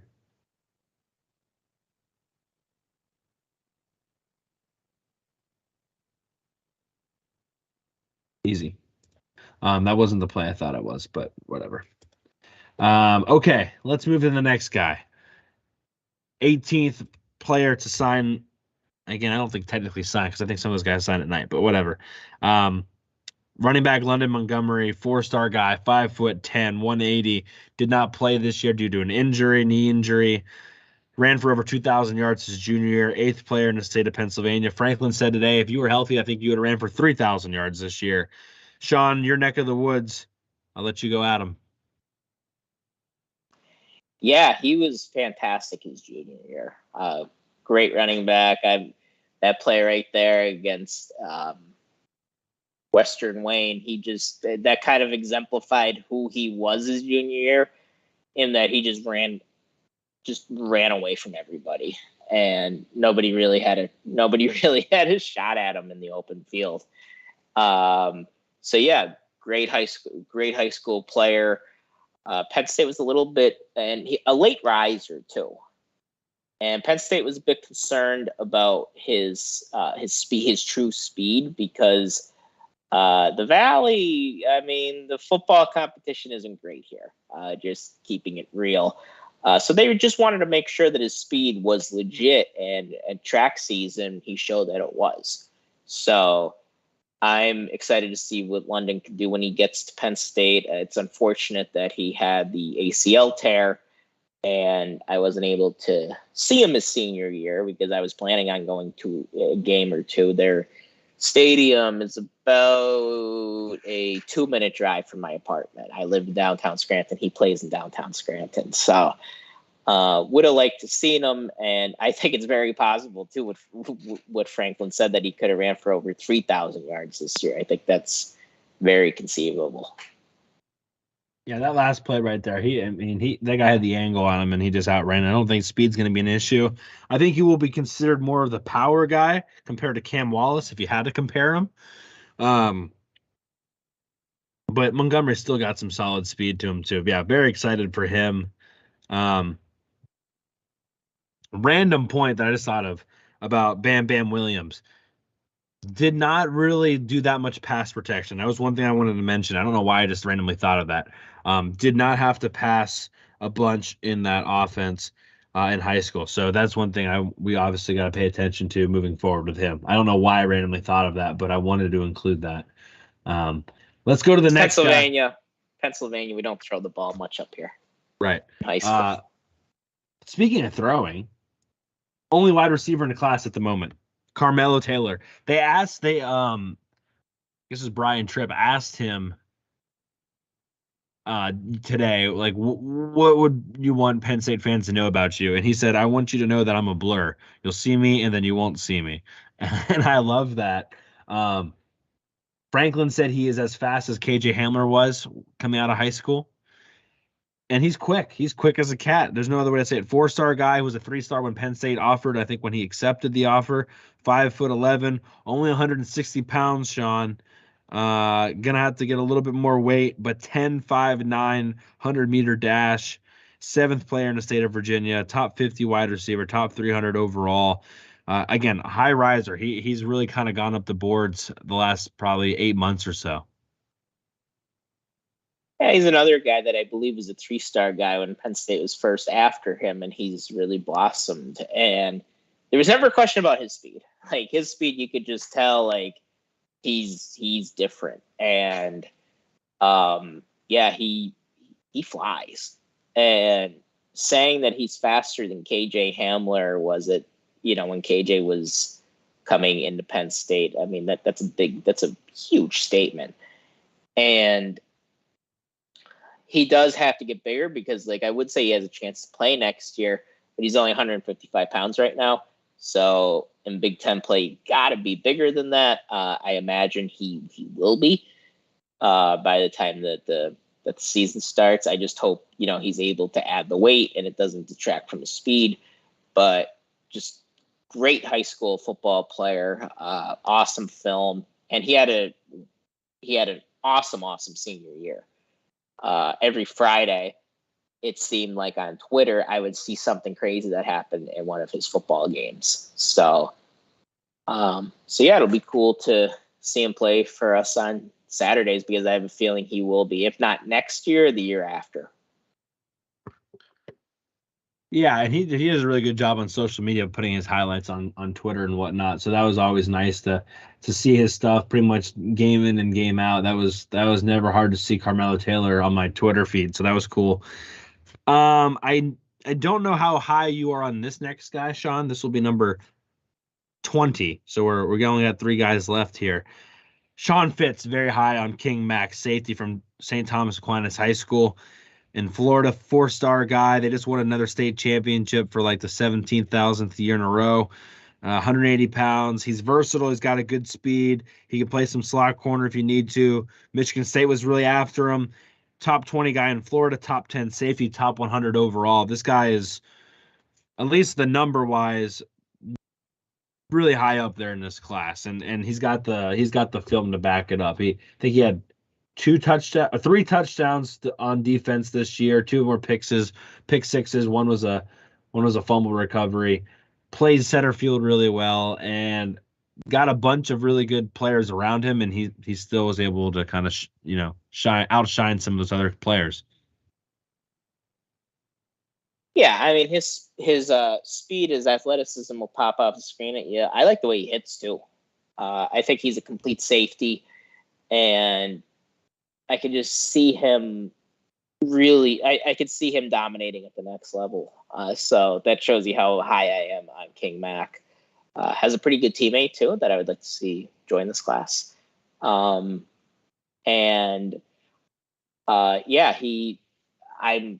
I believe he was on Bruce Feldman's high school freak list. He does the college freak list. He also does a high school one. So I think you have to be super excited about, like I said, not only his coverage skills, which will always jump out at you, but also his willingness to go and hit people. Yeah, and another guy that never really wavered as far as even being down in Florida, never really considered going anywhere else once he committed to Penn State, which, again, nice to see there. We'll talk about his fellow teammate towards the end of this, probably about 5 minutes or so. But, yeah, no doubt, King Mac, great name, right? That's just a great name, great football name to be something special. So, yeah, I think King Mac won't be enrolling early. So maybe hurts him a little bit as far as seeing the field early, but a name Penn State fans should definitely know. Nittany Lions, maybe a guy for some awful reason people forget about at times, but a Philly guy, edge guy, 4-star, 6'4", 255 pounds, has the frame to just be a menace, Sean. Number 4 player in the state of Pennsylvania, top 300 guy, top 25 edge guy. Runs a sub 4.10, 4.8-ish, 40-yard dash. Natural rusher. Just comes easy to him. Still can work on some things in that department. But, I mean, it's fun. I mean, it's one of those just your typical dominating edge huddle films is kind of what he puts on film. Yeah, he's another one of those guys that I think have been committed for a while. So, I mean, it's unfortunate, but I don't think we had the chance to really dive into as deep as some of these other guys. Excuse me. I love recruiting Philly guys. Philly guys are, I think when Penn State gets guys out of Philly, they just seem to excel. And I think he's getting, and I really think that Deion Barnes has a lot to do with it. Having him on staff, I think, is extremely valuable. And because for a couple of years there, we weren't recruiting Philly like we should have. And I think it cost us, frankly. And Jamil Lyons, like you said, has that ability to get after the passer. He's a natural, and I'm with you. I'm really pumped to see what to see him at the next level, because he just has a knack for getting to the quarterback. Yeah, when he gets there, he's violent too. Like he lays the wood for sure. He'll have to be careful at the NFL level though, because he can only tap the quarterback. It's true. Yeah, not in high school, as you see from some of these highlights. No, they don't care about you putting your weight on the quarterback in high school. All of these huddle highlights you should really check out, but Lions, I think, is some of the most impressive stuff. But what you said about Philly is true. What you said about Deion Barnes is true. I think we've talked about that several times. I think that relationship with a lot of those Philly high school coaches is getting better. And, again, the best thing to do is for guys like Lions to show up and make an impact. So, really, there's a lot of guys that could play edge, like straight edge. Robinson and Mapoye are going to be playing defensive end, but like a true edge guy, like when you think of like a Tamba Hali, he's like the true guy in this class that's like that. You have guys that can do it, Keys, Tamir Robinson, who we're about to talk to in a second, etc. But Jamil Lyons is like that guy in this class that can do it and do it extremely well right off the bat. Yeah, and like you said, like it's different. A guy like Keys, a guy like Rojas, who could come off the edge, but he could set the edge, and there's a difference. And he's a natural at that. So really excited to see him when he gets to Penn State. No doubt. Well, the last highlight here, Tamir Robinson, which is funny that he was the last guy, because I think Terry Smith made the joke that they've been recruiting Tamir Robinson for like 16 years or something like that. I don't know the exact number, but I would love to know like what Tamir Robinson's height and weight was when they first recruited him and what it is now, because he grew up basically since Penn State offered him. I mean, they were thinking he might be a safety at first, and then he kept growing, and it's okay. Well, now you're going to probably be a linebacker. And then for a little bit there, it's like he might end up playing a little bit of edge, and he still could. But I think more and more when you look at this class, he could still play the mic probably better than the other two guys. 4-star, 6'4", 225 pounds. He played everywhere in high school. I mean, he could drop back in coverage. He could rush the passer. He could play linebacker. He could do it all. Did have a knee injury last year. And maybe that's the only reason he's not a higher ranked guy, but really good length, really good frame, and he will also be enrolling early. So he's going to get here, and he's a guy. If you're trying to find guys that can maybe make an impact early, he's another guy that I could see maybe doing that, as long as he's 100% healthy and ready to rock and roll. Yeah, I think versatility is his middle name, because he is a Swiss Army knife of Swiss Army knives. And when Franklin said he was going to be the Mike, that right now they're going to put him at Mike, I didn't really expect it at first. I thought maybe they would try to put him on the outside. But then the more I thought about it, the more I really liked it. And the more I thought that he made the most sense at the mic. That's because he has the size. I could see him, I could see them playing around with it and maybe, working with him as a Sam, working with him as a Will, but primarily being a Mike. So because he is so versatile, he could do so much for you. But he's going to get on the field in some way, shape, or form. And I was really impressed by his coverage skills. Like that stood out to me, but just being a guy is that lanky, and and quarterbacks have to worry about throwing a slant over the middle because that guy could just go and take it away from them. And I think that's really valuable to have at that linebacker spot. So he had a little bit of it got a little bit hairy there with Tamir Robinson, because I always thought he was coming to Penn State. And then I thought, oh no, we're going to lose him to Miami. And he ended up back with us. Well, he never really left. At that time he was uncommitted, but it ended up going the way that we expected it. So I think he's going to be a huge impact player for Penn State at some point. I don't think he never. He was scheduled to visit. He never actually ended up going, right? I think that was the difference. Yes, I think you're right. For some reason, he didn't go on that visit, and that may have been and Miami, by the way, top 10 class, so they ended up finishing very well. In their Rojas was similar too, because he was supposed to visit Georgia, and I don't think he ever made it down. Right. So thanks to whatever made that happen. Cowboy Ribeye on YouTube says, which, by the way, if you haven't liked and subscribed on YouTube yet, please make sure to do so. Helps us out tremendously. He says he was a 97 grade on 24/7 Sports, but dropped to 91 solely because he wasn't playing after his injury. So, yeah, I mean, he's a guy that very easily could have probably been a 5-star guy. It wouldn't be surprising if he outshines his 4-star expectation, which is already a high expectation, as it will be. Okay, Sean. So those are the 22 guys. We made it through the 22 guys. I think we did it fairly fast. I guess I wouldn't say fairly fast. Fast for us. Yeah, that's true.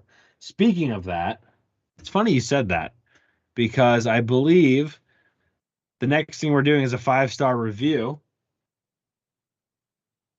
And this is from Penn State Cello 13, which, by the way, I think he's very active on Twitter, so we appreciate that. And 5 stars, Go State. Enjoying the pod. Sometimes it goes long, but who doesn't love talking Penn State football? Keep it up, Go State. If that isn't the most relatable 5-star review probably that we could get. People think we probably make up a lot of these 5-star reviews. I mean, that one can't be any more true. I think it sums up the whole show. Yeah. Sometimes could it go a little, I mean, maybe, but I always say I'd rather go too in-depth and not in-depth enough. So thank you. That is 102nd 5-star review. So we are only 98 away from another pizza party. / kegger. I forgot about the kegger. Yeah, I'm gonna say maybe on the kegger for right now. We'll see how quickly we get there. But yes, 98 away from another pizza party for sure. So keep those 5 stars coming, and we'll keep reading them on the show. We'll keep sending you stickers for doing so. So thank you for that. We appreciate it. Didn't you work at a pizza place in college? Highway Pizza. I worked at Highway Pizza when I was at. I remember visiting you. Yeah. Yeah. Fantastic pizza. Pizza's good. Yes, I like the pizza there. Pizza's very good. It's not college price pizza. You're gonna have a job if you're gonna go there. It's not the cheapest pizza. It's all homemade ingredients, but therefore you're not gonna probably walk out of there. You and one person, you have a beer or two. You're not gonna walk out of there without spending at least $40-something. So it's not a cheap pizza place, but the pizza is very good. Different than Canyon, where I think everybody knows Canyon's not that good, right? I mean, they're back well open. known. They're back open. Are they? Yeah, they're back open because their health issue. Yeah, which was the least shocking thing ever. Yeah. Everybody knows it's not that good, but that's not really the point of Canyon. It's cheap, and when it's 2:00 in the morning and you're walking around downtown, you need something quick, it's there.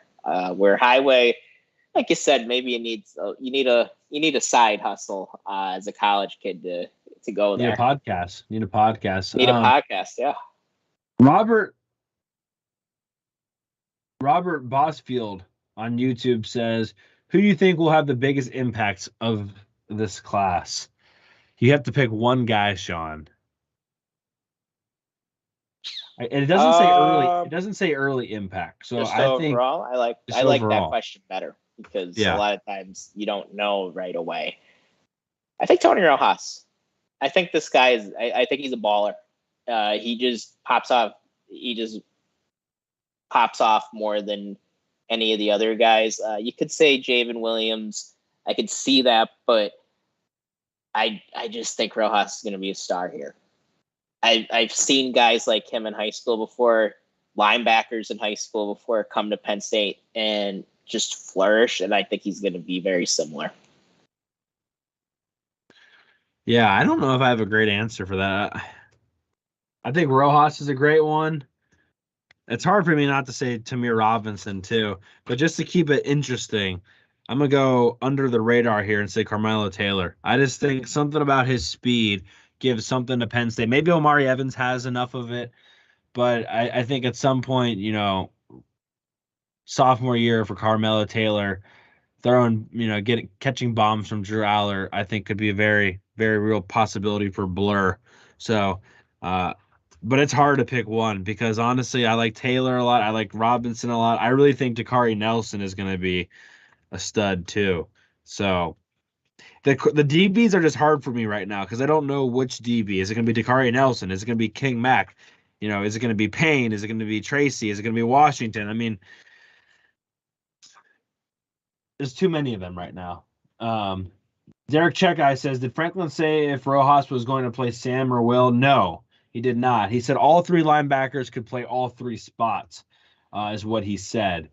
We think we like Rojas and Will more, but we don't know much more than that right now. But I think Sean and I discussed this, I think, a little bit before, like letting him be free to roam around, and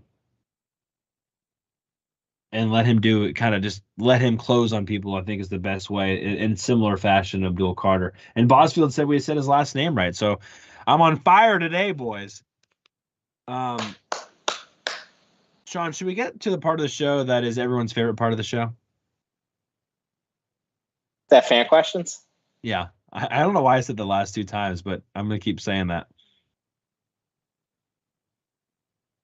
Oh, I wanted to wait before we get to fan questions. I just want to throw up real quick two things. Number one, and we don't have to talk about it very long. I just wanted to mention, and you're going to kind of go, I guess I can go to my screen. Penn State transfers, Rodney McGraw, former Penn State player, committed to Louisville, visited there, went to Louisville, liked it, committed to Louisville.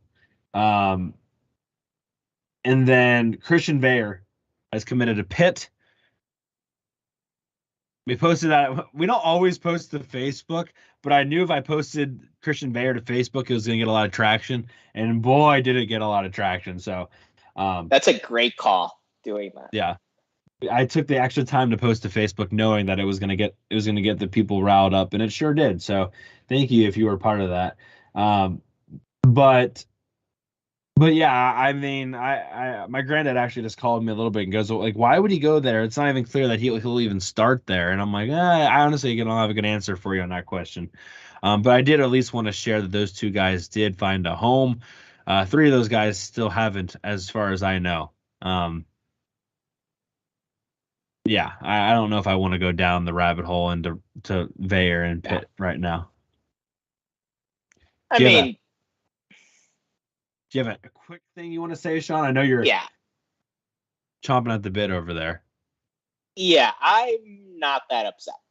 Part of the reason I'm not is Pitt never meant a whole lot to me. And I know that's going to make Pitt fans really mad that I don't have a picture of Pat Narduzzi in my apartment. I don't throw darts at him every night. But I don't really think about Pitt that much. We don't play them anymore. And I know back in the day, the rivalry was a big deal and everything, and I get that. And maybe if I lived in Western Pennsylvania or if I was an older fan, it would mean more to me. But it doesn't do all that much. So my reaction is it's a little confusing why he went there, just because I'm not sure he's definitely good. They just got a Dracovic from Boston College, correct? So, yeah, I mean, so he's probably going to be the backup next year. So that part really didn't make much sense to me, but I have no hard feelings at all toward him. I'd be more upset if he was going to Ohio State or Michigan, because that actually has an impact on us. I was just trying to think, why didn't he go to like Indiana? I'm just trying to think who is Indiana's quarterback. Jack Tuttle just transferred to Michigan. Like, I just think he'd have a better chance at. Did he? Yeah, he did. Excuse me. Bizarre. Yeah. The Michigan fan reaction to that one was really funny. Yeah, I would be very puzzled if Penn State got him too. I'd be like, really? But but I think not a Jack Tuttle type specifically, but somebody like that is who I think Penn State. Oh, we're going to talk about that in a second, actually. So hold on. These are the 11 early enrollees. I guess I'll read them off since people on the podcast probably want to know.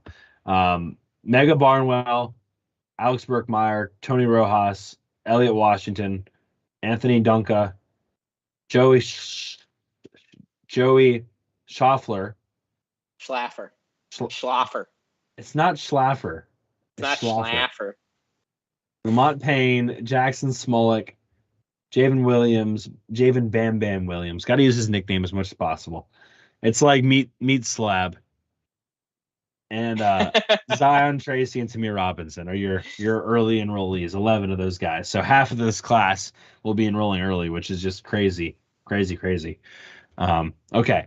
Wanted to get that taken care of because I made that graphic, and so I wanted to. I guess I like it. God damn it, I'm so dumb. I want to talk about one more thing because we need to. Two more things, really. Conrad Hussey, the elephant in the room. Safety from St. Thomas Aquinas High School, teammates with King Mac.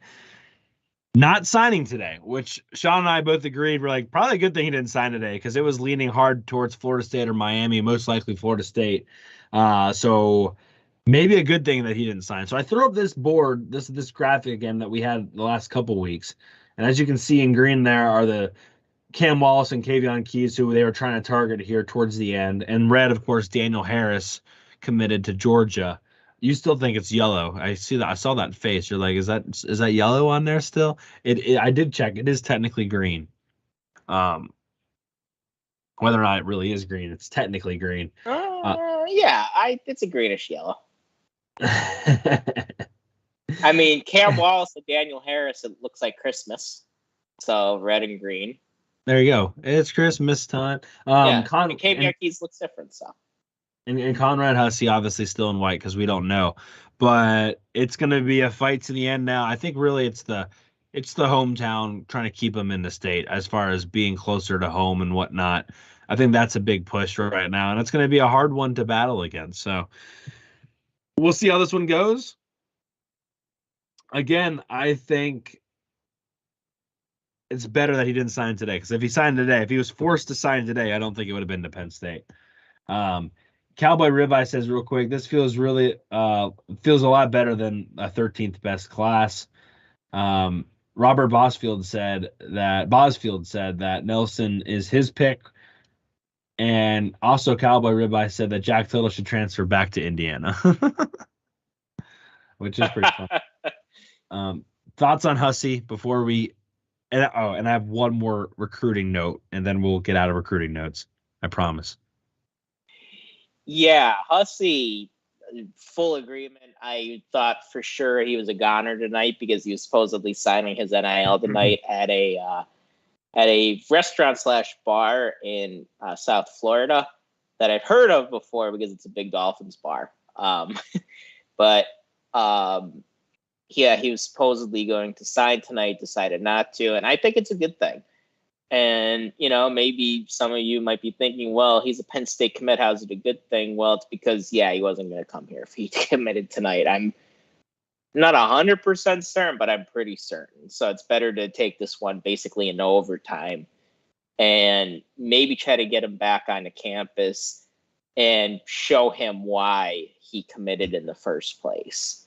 So I think that's very crucial for Penn State staff to be able to get Hussey back before February. And if they could, I think that goes a very, very long way. And I think Penn State will probably start feeling pretty good again about bringing him on. I do wonder why he decided. I mean, maybe he just had cold feet toward everybody. But I am wondering why he decided to just hold off till February instead of committing, because it seemed pretty much all set to go today. But hey, I'll take it, and I'll take not getting somebody. I'll take somebody holding off till February as opposed to one of your commits signing somewhere else on signing day. So I'll take going to overtime over that. Derek Checka on YouTube just said he believes that he might be signing tomorrow. So that would probably be great. If that's No, that would not be ideal. I don't know if he could visit again, even if he wanted. I mean, unofficially, he obviously could. But as far as officials go, it would have to be unofficial. I think and I don't think Penn State can officially visit him either. Which no, we used our one in-home visit. So that is what it is. One more little factoid on the recruiting trail. Franklin said he still wanted to get another offensive tackle. Chimdi Ono, second best offensive tackle in the state of Maryland, was just offered a scholarship from Penn State officially 2 hours ago. Visited Rutgers this past weekend. Rutgers didn't get a commit there. Chimdi is going to wait until obviously into the new year. But one definitely to pay attention to. Phil Trotwine, Ty Howell and company are already following him on Twitter. So yeah, that's one to pay attention to as we head into the new year. Sean, are you ready for some fan questions? Yeah, and just a little something on that one. We told you that we could be getting involved with an offensive lineman late, just like we did last year with May Ione, and same thing's happening this year. Now, no guarantee that he's going to come here, but we thought, like I said, that maybe we get in on one late, and it looks like that's going to happen. So, again, another definition of a late riser. Like, he didn't really blow up till his senior year, so that's kind of why he's taking his time now. Why he's going to take till February now, because he just wasn't getting this attention until like literally a few months ago. So one to definitely keep an eye on him and Hussey. We could just change this podcast to "We Told You," because we're pretty much right about everything. Speaking of that, let's get to fan questions. We're typically wrong. Fan question time. As always, you can find us on Twitter, Hardcore PSUFB. And we'll have a spot there for you to ask us questions for every show. We have 3 for you tonight. I still am a little bit behind on uploading the second part of last episodes on the YouTube, but they'll get there. This one is from Einstein Von Braun, a.k.a. Mr.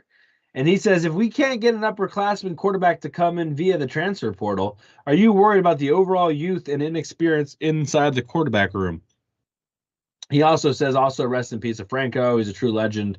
Who doesn't always get remembered in the upper echelon of PSU running backs, which I think is a true thing. Like it's hard to rank Penn State running backs, which hint, nudge, nudge. We're going to have an off-season segment every episode, sort of something along those lines. So hint, nudge, nudge there. Yes, Mr. To answer your question very simply, would be worried if they can't go get an experienced guy. I still think they're going to go get an experienced guy. Somebody's going to realize that there's a lot of people in line, and they're going to say, if somebody can give me a backup role, I'm going to take it, especially if it can be with a top 10, top 15 team in Penn State. So I think they do get an experienced guy. It's not going to be the most glorious guy in the world, but I don't think you necessarily need that at this point. So yeah, I think they do go get somebody, but yes, I am worried about the overall youth because, hey, it's nice to have a guy like Sean Clifford in the room. It'd be nice to have a guy like Christian Bayer in the room. And if you don't, I mean, people are just going to have to kind of grow up. That's just how it is. Yeah. I mean, I'm concerned, and I don't know how conceivable it is to get an upperclassman quarterback to commit, to come in and transfer in here to just be behind Drew Aller for 2 years. I just don't know. So I think we're going to have to trust that Bo or Jackson Smollett could be ready. And That's hard to do. And I think Penn State fans, after the Iowa 2021 debacle, that they're naturally very concerned about that possibility because we saw what not having a capable backup could look like, and it could get ugly. So yeah, I'm concerned, but unfortunately, I don't think there's a whole lot we could do about it. I mean, I still think they should try to pick up a transfer, but it's going to be hard. And yeah, and with Franco, yeah, I do echo your sentiment. Like, I don't think a lot of people who aren't from Pennsylvania even know Franco Harris went to Penn State. And I think a lot of that has to do with, number one, he played college football a long time ago, but he wasn't even the star of his own backfield at Penn State. That was Lydell Mitchell. And my grandpa and I were actually talking about Franco tonight, and he said, well, at Penn State, he really played fullback, and he blocked for Lydell Mitchell. And it wasn't until he got to the NFL that he really took off. So it's just one of those things, I think. But we all know just how important Franco was to Penn State, especially in those early years for Joe, and what a great ambassador he's been for Penn State, both for the past, the present, and the future. Or actually, not just both, all three, past, present, future. I think you've started to say that before, and you've messed that up before. Oh, man. That cracks me up. All right, let's go to the next question. Best case scenario for starting linebacking core next season. Just FYI, it's CORBS, I believe, and they're trying to say it like that, but that's okay. Thank you, Baba D0N. Baba Don? That's pretty funny. I would say best case scenario is you have the same starting three that you pretty much finished with Carter, King / Elsdon, Jacobs, and then you backfill that with more and more talent. Keon Wiley takes his next step, and then you get some of the young guys in there and get them ready to rock and roll. It'd be really nice if a Jamari Budden would take the next step if he's going to still hang around, which to be honest, I'm a little surprised he hasn't put his name in the portal, which is fantastic. Don't leave. But it would be great if he could take that next step. He's actually learned a couple of the positions, so he should be able to, if he stays, he should be able to at least provide some depth. The point I guess I'm trying to make here is they should, and I think Franklin said this today, they potentially have one of the deepest linebacking core moving forward if these guys pan out the way they hope they do. So it's exciting for sure. Yeah, I pretty much echo what Corey said. I think it's got to be the same starters that you had last year. Maybe one of the middle linebackers separates himself, so maybe either Elsdon or King, and it's the reps aren't as split. But yeah, I think Carter, Jacobs, hopefully Jacobs comes back, and those two guys, Dom DeLuca. I feel bad. I forgot Keon about Wiley. That's okay. Keon Wiley, and then the young guys. And you have to really hope, like Corey said, that Keon Wiley could take that next step because he's somebody that we both liked out of high school, and I think he has a shot to play next year and play a significant role. So those would probably be the guys that I would like to see. Those 6 guys I would like to see really lead the way next year. Don't forget to carry the one when you're doing that math in your head. Last questions from DKW. Is there anything about Utah's defense to make me think it's going to be a lot like Washington in the 2017-2018 Fiesta Bowl? Not sure what he is exactly going for here, but I will start by saying this Utah defense does not have Vita Vea on it, which is the first good thing.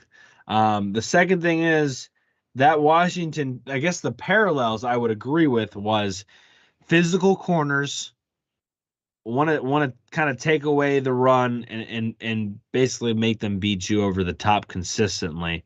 Thankfully, Clark Phillips III is not playing in this game. Is getting ready for the NFL. But I don't. This could be a bad soundbite. I don't know if this Utah defense is necessarily as talented. You could argue the main reason they slowed down the USC offense was literally because Caleb Williams was banged up towards the end. Now, if they smell blood, don't get me wrong, they're going to attack. They get after the passer. They're very good at getting pressure on the quarterback. They're probably honestly better than that Washington defense at getting true pressure on the quarterback. So I would say they're not that similar because I think Washington's defense back then was better at other things. That I think this Utah defense is actually better at different things, if that makes sense. Yeah, they're different styles, but they're both effective. Yeah. Yeah, like you said, Vita Vea, I mean, he helped carry Tom Brady to that ring, and had to put the Tom Brady joke in. But Vita Vea is an extremely talented defensive tackle, and we don't have to go up against him. But I think there is a perception among Penn State fans, I don't think it's that untrue, that Washington was basically a paper tiger when we played them, that their defense, they played against Pac-12 offenses, and they hadn't played against the Big Ten offense, and we just kind of ran through them. And I think there's some truth to that. Chase had an awesome game that day, and Saquon had a lot of yards on the ground. Now, I would say a lot of those yards came on one run, but still, he did have a lot of yards on the ground. So I think that's kind of what DKW is getting at. Yeah, I would say they do different things. I would say Utah is playing in a better Pac-12 than Washington played in at that time.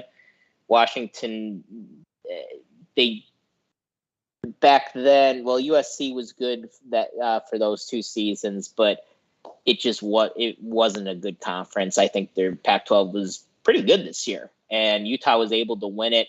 And Utah was a top 30, top 25 defense nationally, which is pretty good. So, yeah, I think, and you know, Utah has a tradition of being kind of different than the other Pac-12 teams. And the Pac-12 teams have a reputation for being very finesse, and some people would say soft. Utah does not have that. Utah is known for being tough guys and for being kind of like a Big Ten team playing in the Pac-12. And when I watched them, and I heard somebody say this once, and I wish I could remember and give them credit, they're like a more fun version of Wisconsin, year in and year out. And I think that's kind of apt. Yeah, I didn't at all catch that drift. I always thought that Washington defense was pretty good, at least before they played Penn State that year. And again, that Penn State offense was on paper probably one of the better Penn State offenses that with that offense coordinator in Moorhead. Like that was, you could argue, peak Penn State offense to a certain degree. So, I mean, let's give them a little bit of credit. Yeah, I thought that Washington defense for Definitely. all, was a good defense. But yeah, maybe that's the way that he meant that. I don't think this Utah defense gets as many turnovers as I feel like they usually get, which is something that's, I think, to keep an eye on.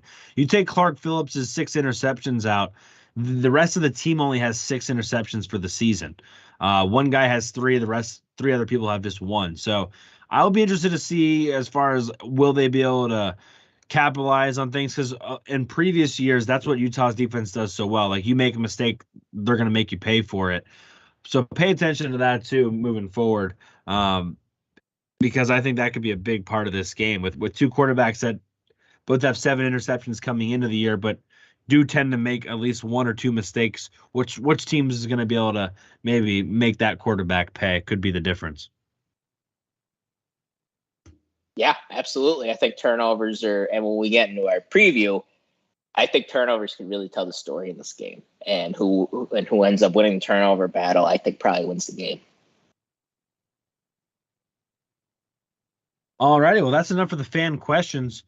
Appreciate those. Again, always you can drop us whatever. You can send it to us on Facebook or Instagram too. Make sure you're following us on the Instagram. We're slowly increasing the followers over there. It's a different world on the Instagram, but we're getting there. I did see, since we've been recording,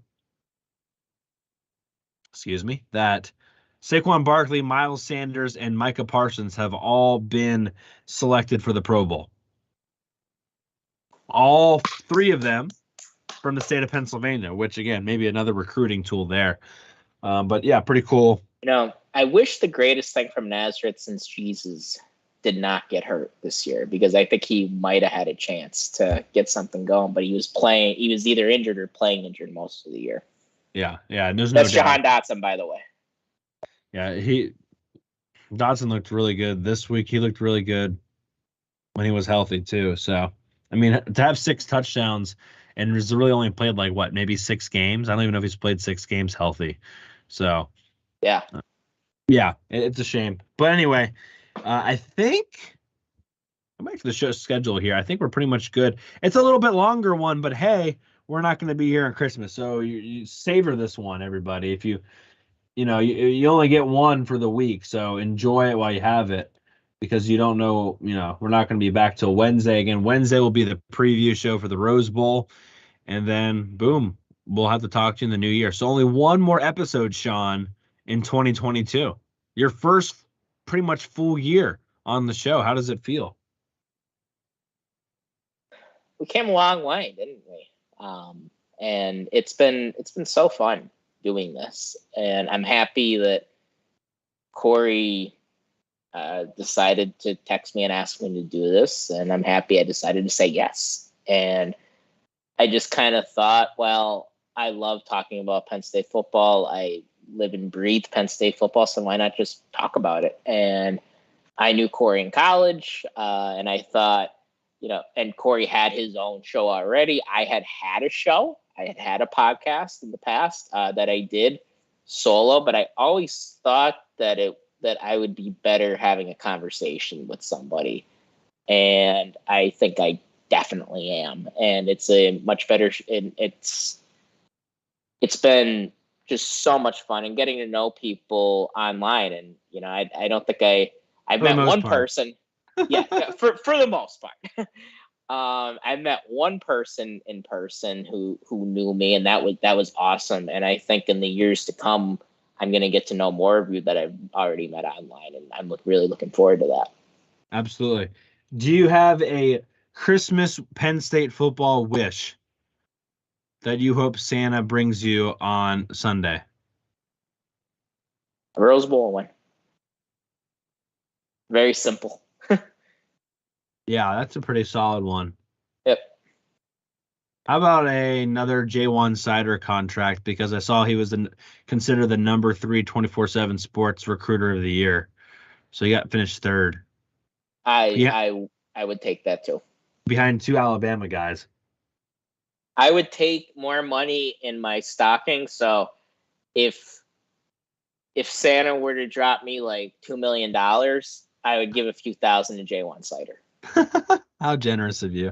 Yes. All right. Well, that's all we have today. Hopefully you enjoyed the severe breakdown of the 2023 class. It sucks because as soon as you feel like you really know the class, it's like time to move on to the next class. And that's it. We had to start looking towards 2024. Good old Cooper Cousins is hanging out by himself a little bit. We'll see if more join him shortly. But otherwise, that's all we have. Thank you so much. If you're on YouTube, again, make sure you've liked and subscribed. We will be back in a whole week, to break down the Rose Bowl in our final episode of 2022. Thank you guys so much for listening. If you haven't already, please subscribe wherever you're listening to the show. Drop that 5-star review. Get us another pizza party. And for Sean Kane, I'm Corey Listoki. You've been listening to Hardcore Penn State Football. Until next week, bye, everybody. Merry Christmas, everyone. Merry Christmas.